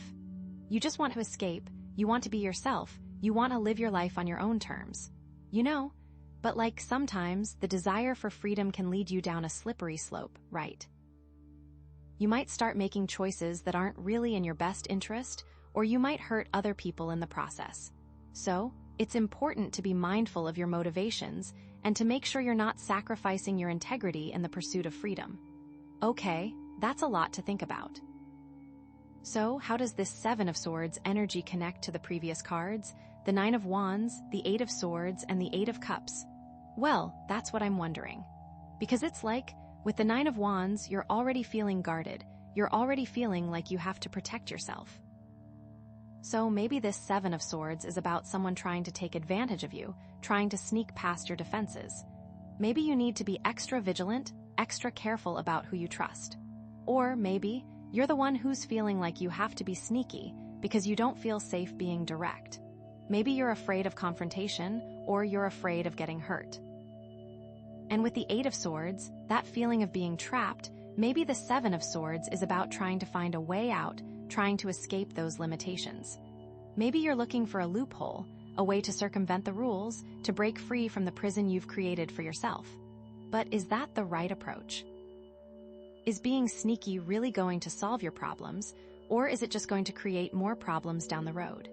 And then with the Eight of Cups, that call to walk away, maybe the Seven of Swords is about how you're choosing to walk away. Are you walking away with integrity, with honesty, or are you trying to sneak away without taking responsibility for your actions? Are you trying to avoid the consequences of your choices? Or is someone else walking away from you in a sneaky way? Are they not being upfront about their reasons for leaving? Are they trying to disappear without a trace? It could be either, right? It's almost like, are you running from something or towards something, or is someone else doing that to you? Because that changes the whole context. And it makes me wonder, are you being honest with yourself about why you want to leave? Are you acknowledging your own role in the situation, or are you just blaming everyone else?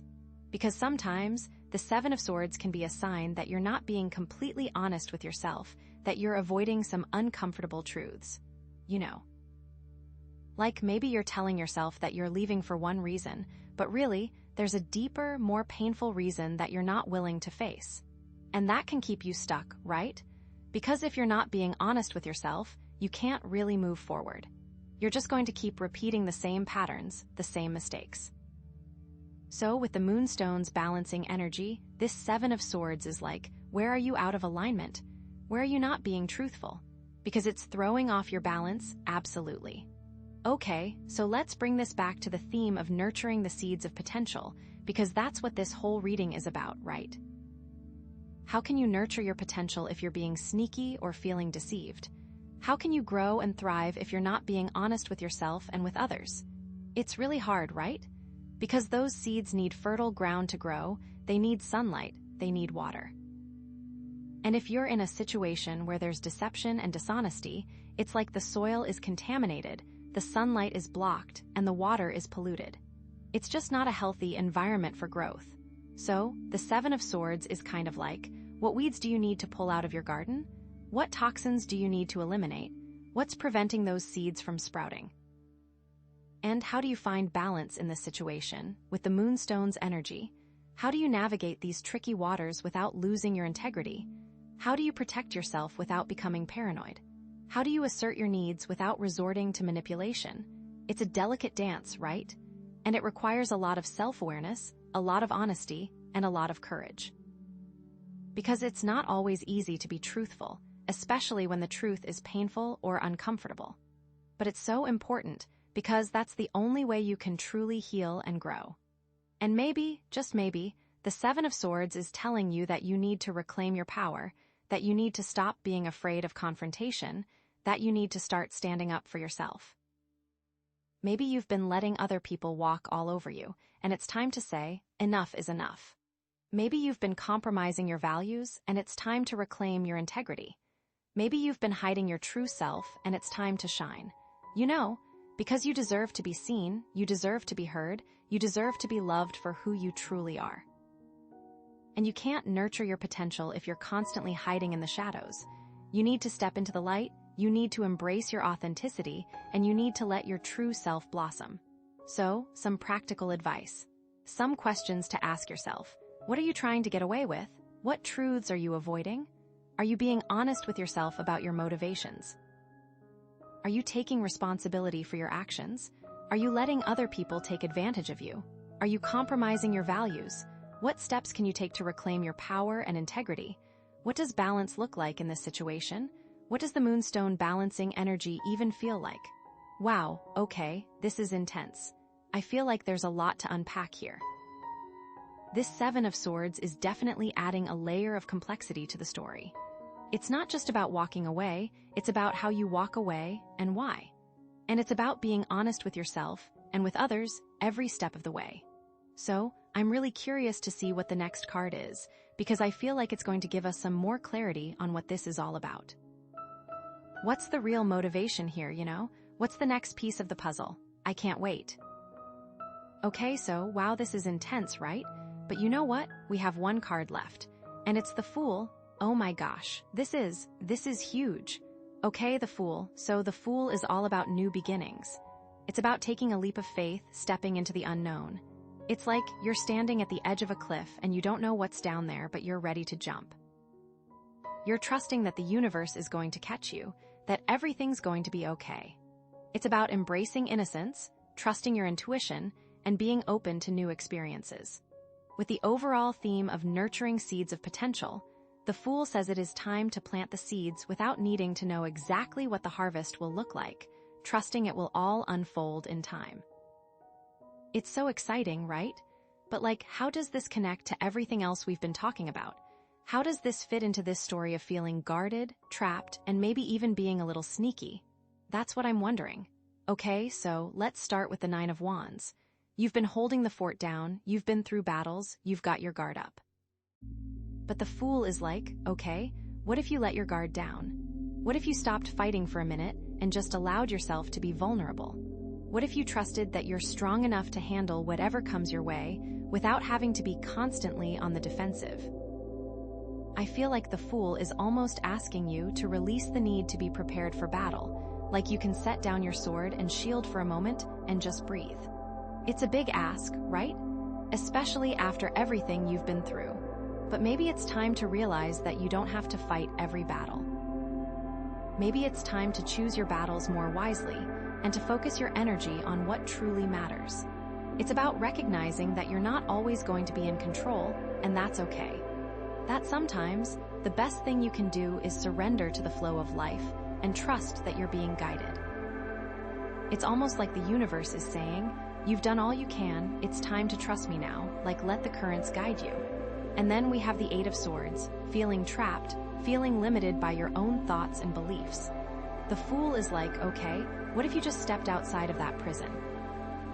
What if you realized that those limitations are mostly in your mind, and that you have the power to break free? What if you stopped focusing on what you can't do, and started focusing on what you can do? That's really hard, but really important to understand. The Fool says you actually can just try, but that also comes with risk, of course. It's about challenging those limiting beliefs, about questioning those negative thoughts. It's about saying, okay, maybe I've been feeling trapped, but what if I'm not? What if I have more options than I realize? It's about recognizing that you're not defined by your circumstances, that you have the power to create your own reality. The Fool doesn't care about the limitations. The Fool just goes. And that makes me think about the Eight of Cups, walking away from what's no longer serving you. The Fool is like, okay, what if you walked away with joy and excitement instead of with sadness and regret? What if you saw this as an opportunity for a new adventure instead of as a loss? What if you trusted that you're being guided towards something even better, even more fulfilling? It's about reframing your perspective, about seeing the positive side of things. It's about recognizing that endings can also be beginnings, that letting go can create space for new opportunities. It's about trusting that everything happens for a reason, even if you don't understand it right now. The Fool trusts that walking away is the right decision, without looking back, without regrets. And then, that tricky Seven of Swords. The Fool is like, okay, what if you didn't have to be sneaky? What if you could just be honest and authentic? What if you trusted that you could get what you want without having to resort to deception? The Seven of Swords is like, okay, are you running from something or running towards something? The Fool doesn't run, the Fool walks and isn't afraid of what's behind them. It's about reclaiming your integrity, about standing up for your values, about being true to yourself. It's about recognizing that you don't have to compromise your morals in order to succeed, that you can be both successful and ethical. The Fool says you don't have to be sneaky, and you don't have to get away with anything. It's all about trusting that the universe will provide, and that you will get what you need by just asking. It's also about recognizing that you're worthy of love and respect, just as you are. You don't have to pretend to be someone you're not, you don't have to hide your true self. You can just be you, and that's enough. But here's the thing, we also have to talk about the shadow side of the Fool. Because the Fool isn't all sunshine and rainbows, right? It can also represent recklessness, naivety, and denial. It's about being too optimistic or too trusting, about ignoring red flags, or about making impulsive decisions without thinking them through. If you're so focused on the endless possibilities, you might not be seeing the very real consequences of your choices. With all that Nine of Wands energy, and the need to protect and defend, are you going to be too foolish by letting your guard down? The shadow side of the Fool asks if you're going to ignore your past experiences and the wisdom they gave you. You can't ignore what you've learned, and you need to use it to help you discern the right path forward. And with the Eight of Swords, are you going to leap before you look? Are you going to ignore the very real limitations that are holding you back? The shadow side of the Fool might be avoiding the work you need to do to release those mental traps, choosing instead to pretend they don't exist.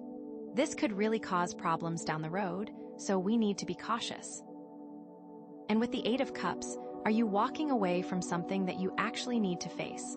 Are you avoiding responsibility or running from your problems? The shadow side of the Fool might lead you to believe the grass is greener somewhere else, without actually tending to the garden you are leaving behind.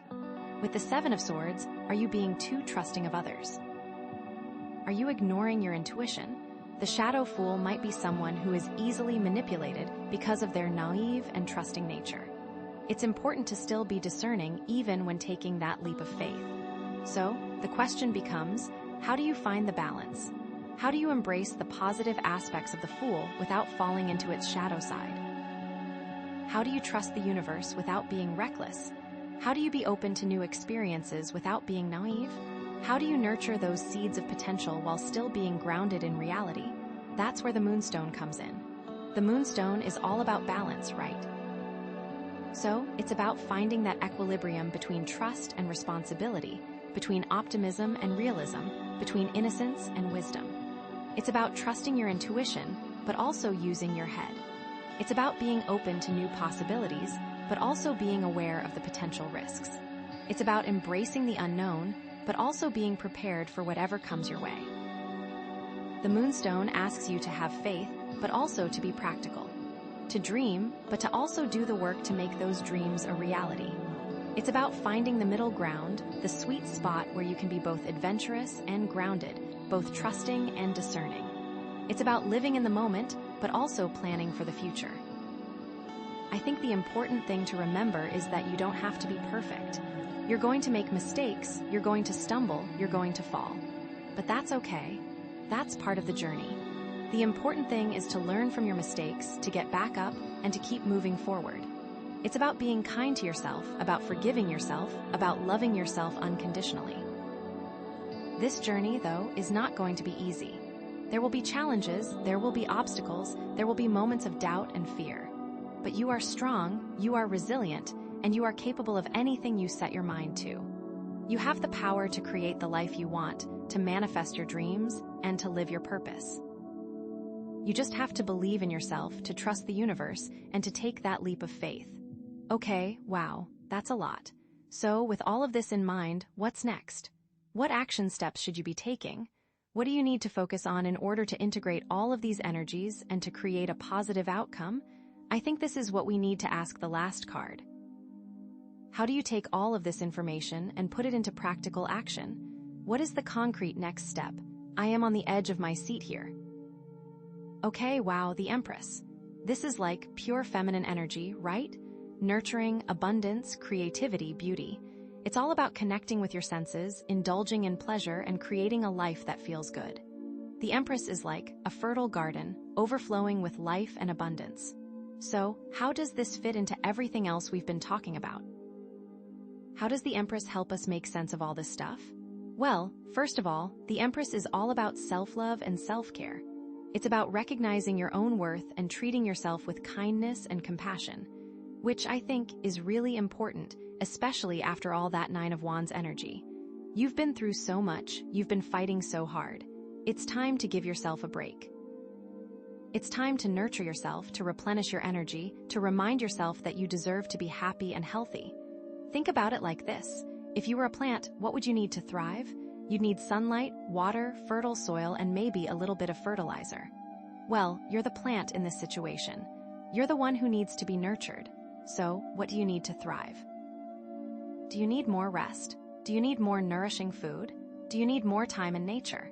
Do you need to connect with people who make you feel good about yourself? Do you need to engage in activities that bring you joy? Whatever it is, the Empress is urging you to prioritize your own needs and to give yourself permission to receive. And you know, that can be really hard, especially if you're used to putting everyone else's needs first. But the Empress is saying that you can't pour from an empty cup. You need to take care of yourself first so that you have the energy and the resources to take care of others. You know what I mean. It's like when you're on an airplane and they tell you to put on your own oxygen mask before you help someone else. It's not selfish, it's practical. You can't help anyone if you're passed out on the floor. Okay, so the Empress and the Nine of Wands.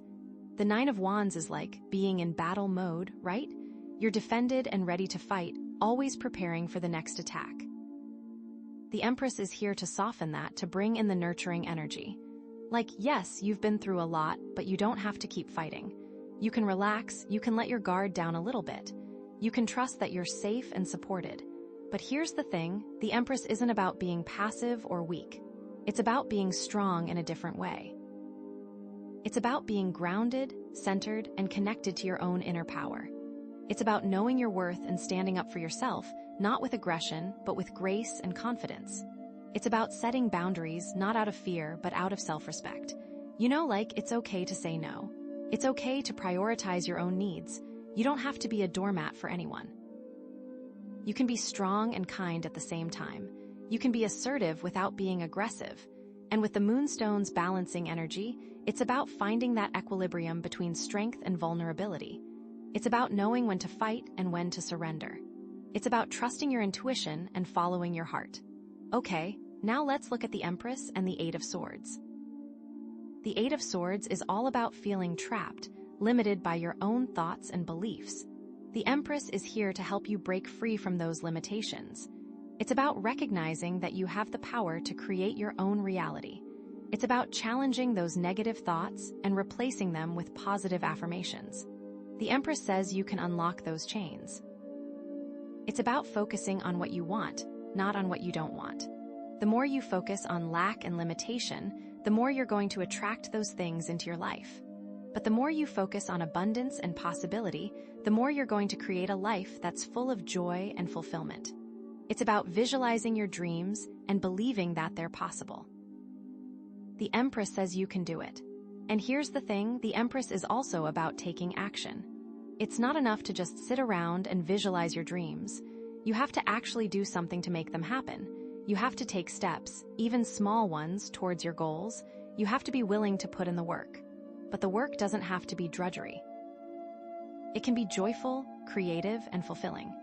The Empress is about finding work that you love, work that aligns with your values, work that allows you to express your creativity.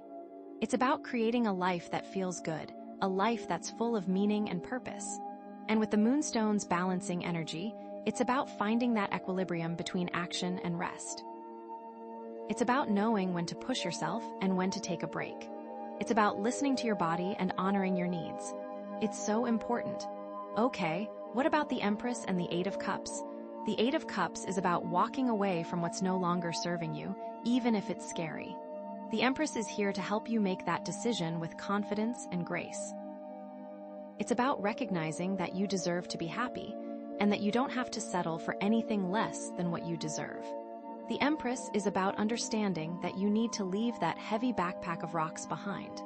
It's about trusting that you're being guided towards something better, something more aligned with your true self.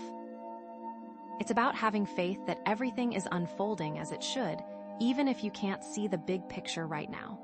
The Empress is all about creating space for new opportunities to come into your life.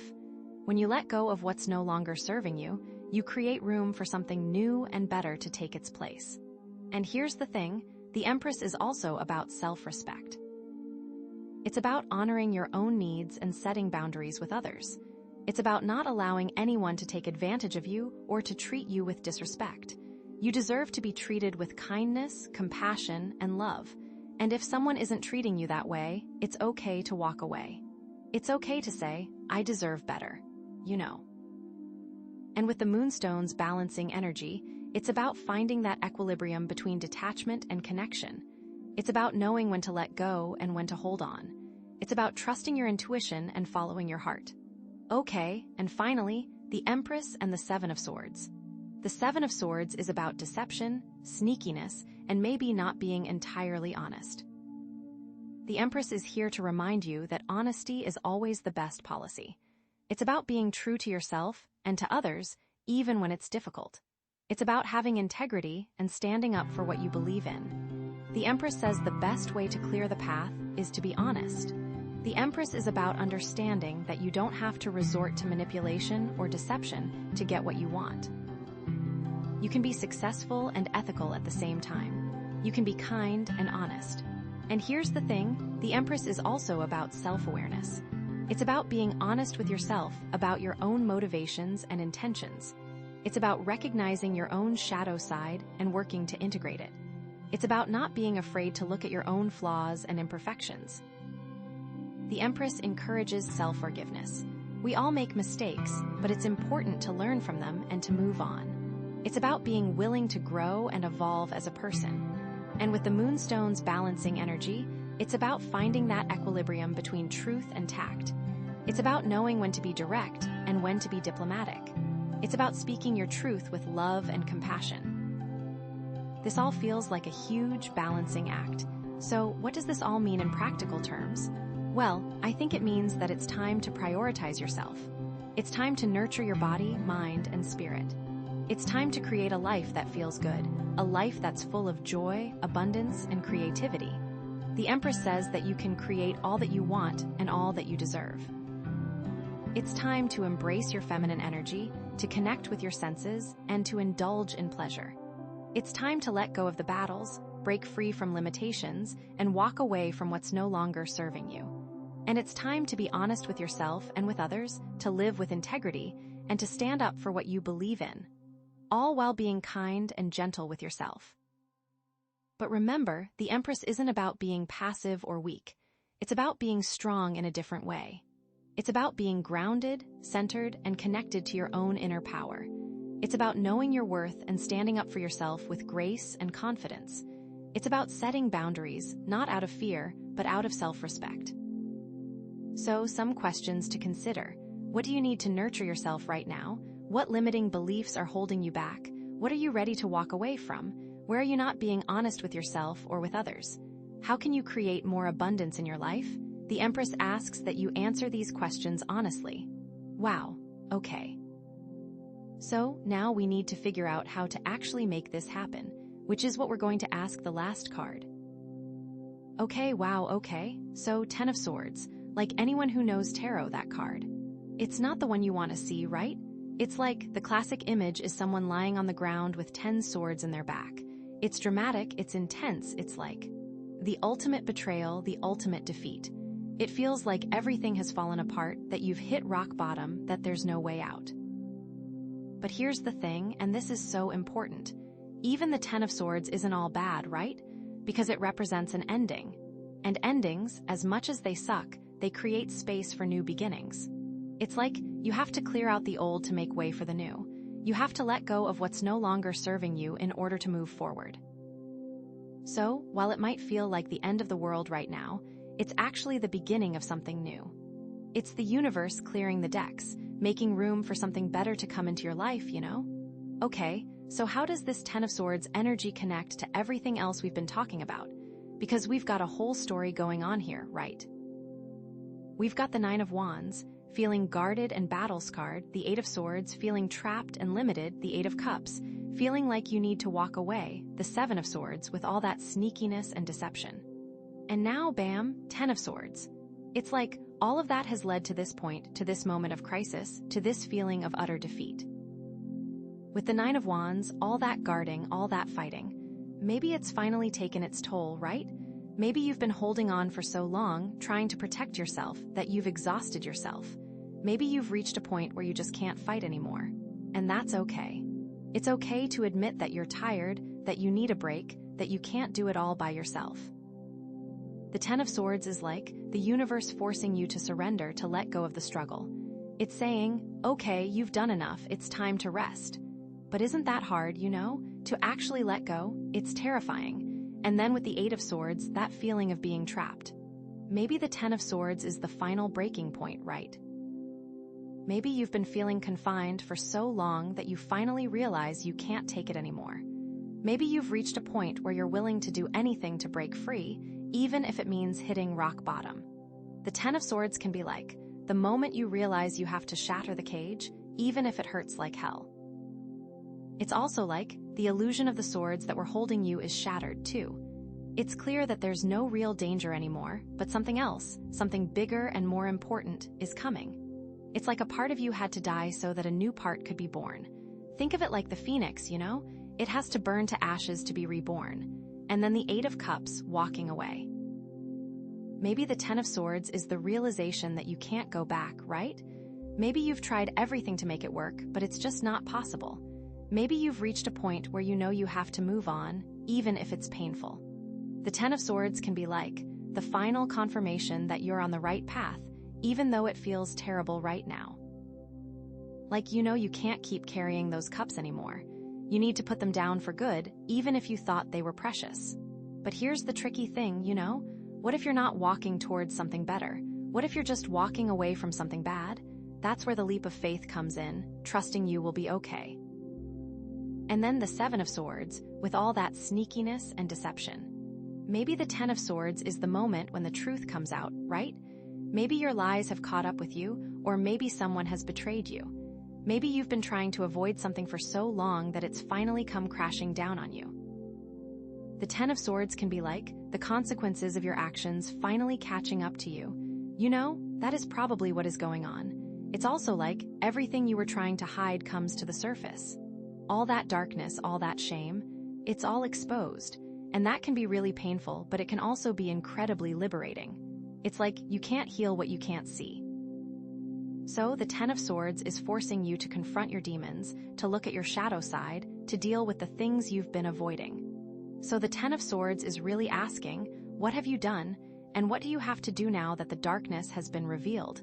You know what I mean? It's all about facing the music. And maybe it's not even your deception, but someone else's. Maybe you were betrayed, lied to, or manipulated. And the Ten of Swords is the moment you realize the truth. Like, the scales fall from your eyes and you see everything for what it really is. That can be devastating, but it can also be empowering. It's like you can't move forward until you know the truth. And the Ten of Swords is forcing you to see it, no matter how painful it is.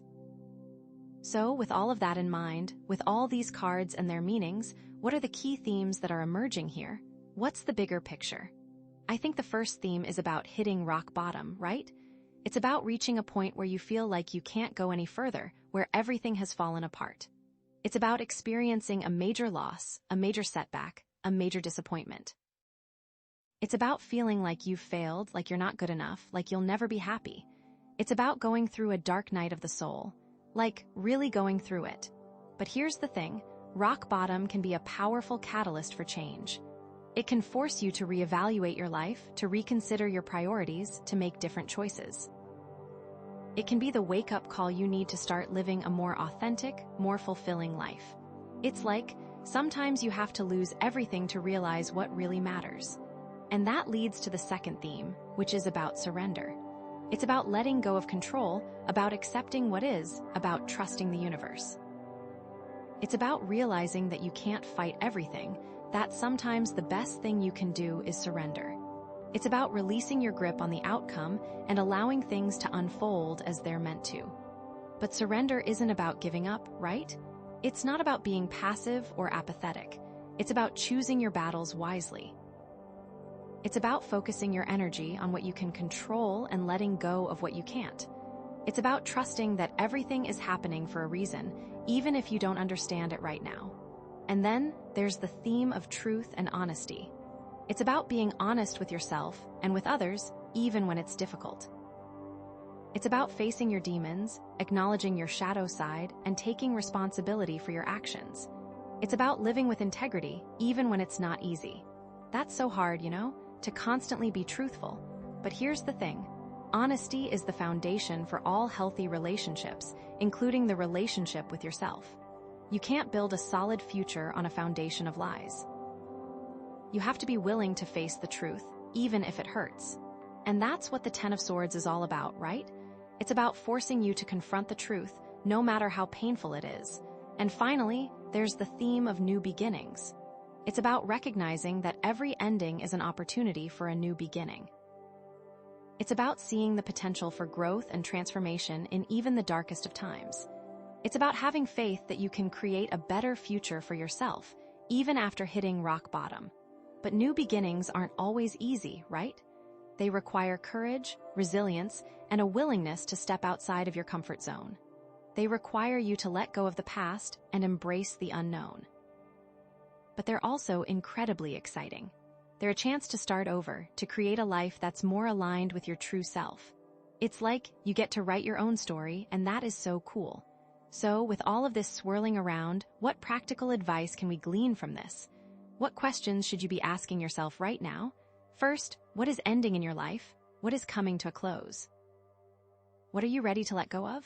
It could be a relationship, a job, a belief system, a way of life. Whatever it is, it's time to acknowledge that it's over and to start preparing to move on. Second, what truth are you avoiding? What are you afraid to face? What are you hiding from yourself or from others? It's time to get honest, to confront your demons, and to take responsibility for your actions. Third, what have you learned from this experience? What lessons can you take with you as you move forward? How can you use this experience to grow and evolve as a person? It's important to reflect on what happened and to identify the key takeaways. Fourth, what new beginnings are you open to? What possibilities excite you? What do you want to create in your life moving forward? It's time to start dreaming, to start envisioning a better future, to start taking steps towards your goals. And finally, how can you nurture yourself during this difficult time? What do you need to do to take care of your body, mind, and spirit? It's essential to prioritize self-care, to give yourself compassion, and to surround yourself with support. Okay, wow, that was a lot.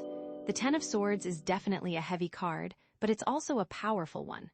It's a reminder that even in the darkest of times, there is always hope for a new beginning. It just requires courage, honesty, and a willingness to let go. So, what's next? I mean, where do you even go after the Ten of Swords? What does the future hold? That is what I can't wait to see. Okay, wow, so after all of that, Hugh, where do we even begin? I mean, this has been quite a ride, right?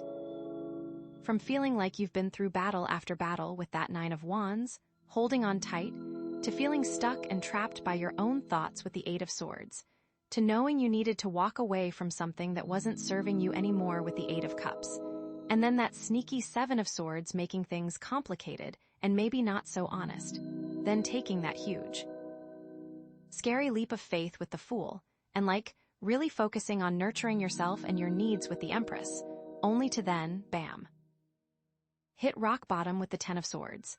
It's like the universe just threw everything at you all at once. But you know what? That's where this Ace of Wands comes in, and it's like, yes, finally, it's like a burst of energy, a spark of inspiration, a brand new beginning.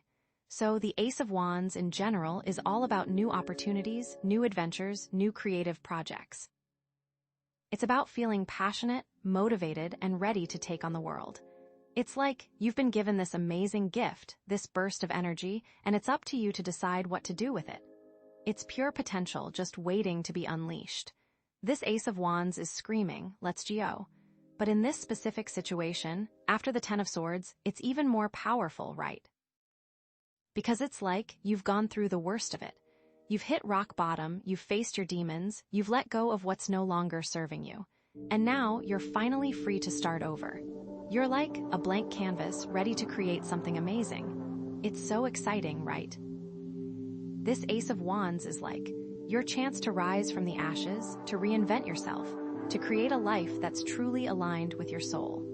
And with that Moonstone's balancing energy, it's all about making sure you're building this new life on a solid foundation, not just jumping into things without thinking.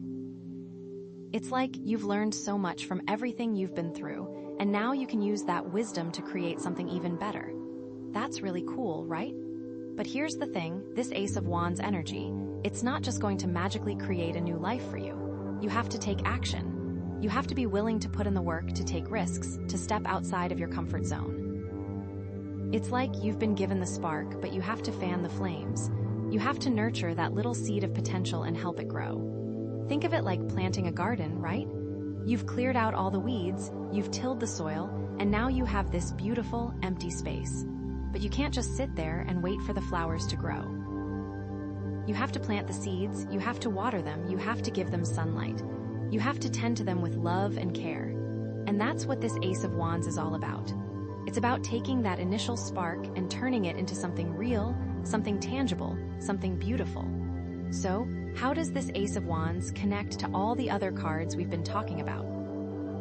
Well, let's start with the Nine of Wands. You know, feeling guarded, feeling like you have to protect yourself. The Ace of Wands is like, okay, what if you took a chance? What if you opened yourself up to new possibilities, even if it's a little scary? What if you trusted that you're strong enough to handle whatever comes your way?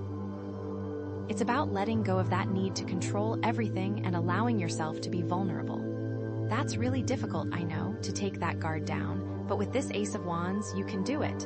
And then the Eight of Swords, feeling trapped, feeling limited. The Ace of Wands is like, okay, what if you broke free from those limitations? What if you realized that you have the power to create your own reality? What if you started focusing on what you want, instead of what you don't want? It's about challenging those negative thoughts and beliefs and replacing them with positive affirmations. See that prison door? It's open now.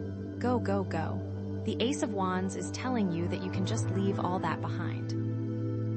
And then the Eight of Cups, walking away from what's no longer serving you. The Ace of Wands is like, okay, what if you walked towards something amazing? What if you saw this as an opportunity for a brand new adventure? What if you trusted that you're being guided towards something even better than what you left behind? It's about having faith in the future and knowing that everything is going to be okay, even if it doesn't feel like it right now. The cups are empty, sure, but the Ace of Wands shows that there are so many more cups just waiting for you. And the Seven of Swords, all that sneakiness and deception. The Ace of Wands is like, okay, what if you were just honest? What if you were just authentic? What if you trusted that you could get what you want without having to resort to manipulation or trickery? It's about living with integrity and being true to yourself, even when it's hard. You don't need to sneak around, no. The Ace of Wands shines a bright light, there is nothing to hide anymore. And then the Fool. The Ace of Wands says you were right to take the leap. Even though it might not have felt like it right away, that was the necessary step, right? And then the Empress. The Ace of Wands is like, now you can really build that life you envisioned. Focus on the things that bring you joy, focus on nurturing yourself. And that Ten of Swords. Well, the Ace of Wands is like, that's over. Leave it in the past. All that pain, all that betrayal. It's done, you've learned from it, you've grown from it, and now you're ready to move on. The Ace of Wands is like a phoenix rising from the ashes. You've been through the fire, and now you're stronger than ever.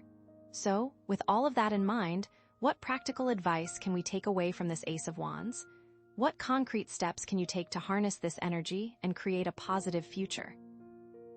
Well, first, identify your passion. What makes you feel excited? What makes you feel alive? What are you truly passionate about? It could be a hobby, a career, a relationship, a cause, anything that lights you up inside. Second, set a goal. What do you want to achieve? What do you want to create? What kind of life do you want to live? Be specific and write it down. Third, take action. Start small, but start today. Do something, anything, to move you closer to your goal. It could be as simple as making a phone call, sending an email, or doing some research. Fourth, be persistent. Don't give up when things get tough. Keep going, even when you feel discouraged. Remember why you started and keep your eye on the prize. Fifth, be open to new possibilities. Don't be afraid to try new things, to meet new people, to step outside of your comfort zone. You never know what amazing opportunities might be waiting for you. Sixth, nurture yourself. Take care of your body, mind, and spirit. Eat healthy, exercise, get enough sleep, spend time in nature, and connect with people who support you. Seventh, trust the universe. Have faith that everything is unfolding as it should, even when you can't see the big picture. Trust that you're being guided towards your highest good. And finally, celebrate your successes. Acknowledge your progress and reward yourself for your accomplishments. You deserve it. Okay, wow, so that's it. That's the end of the reading. And I have to say, I'm feeling so excited for you. You've been through so much, but you've also learned so much. You're stronger, wiser, and more resilient than ever before. And now, you have this incredible opportunity to create a life that's truly amazing. You've got that Ace of Wands to help you. I know it's not always easy, and there will be challenges along the way, but you are capable of anything you set your mind to. You have the power to create your own destiny. So, go out there and make it happen. You've got this. I am so excited to see where this journey takes you.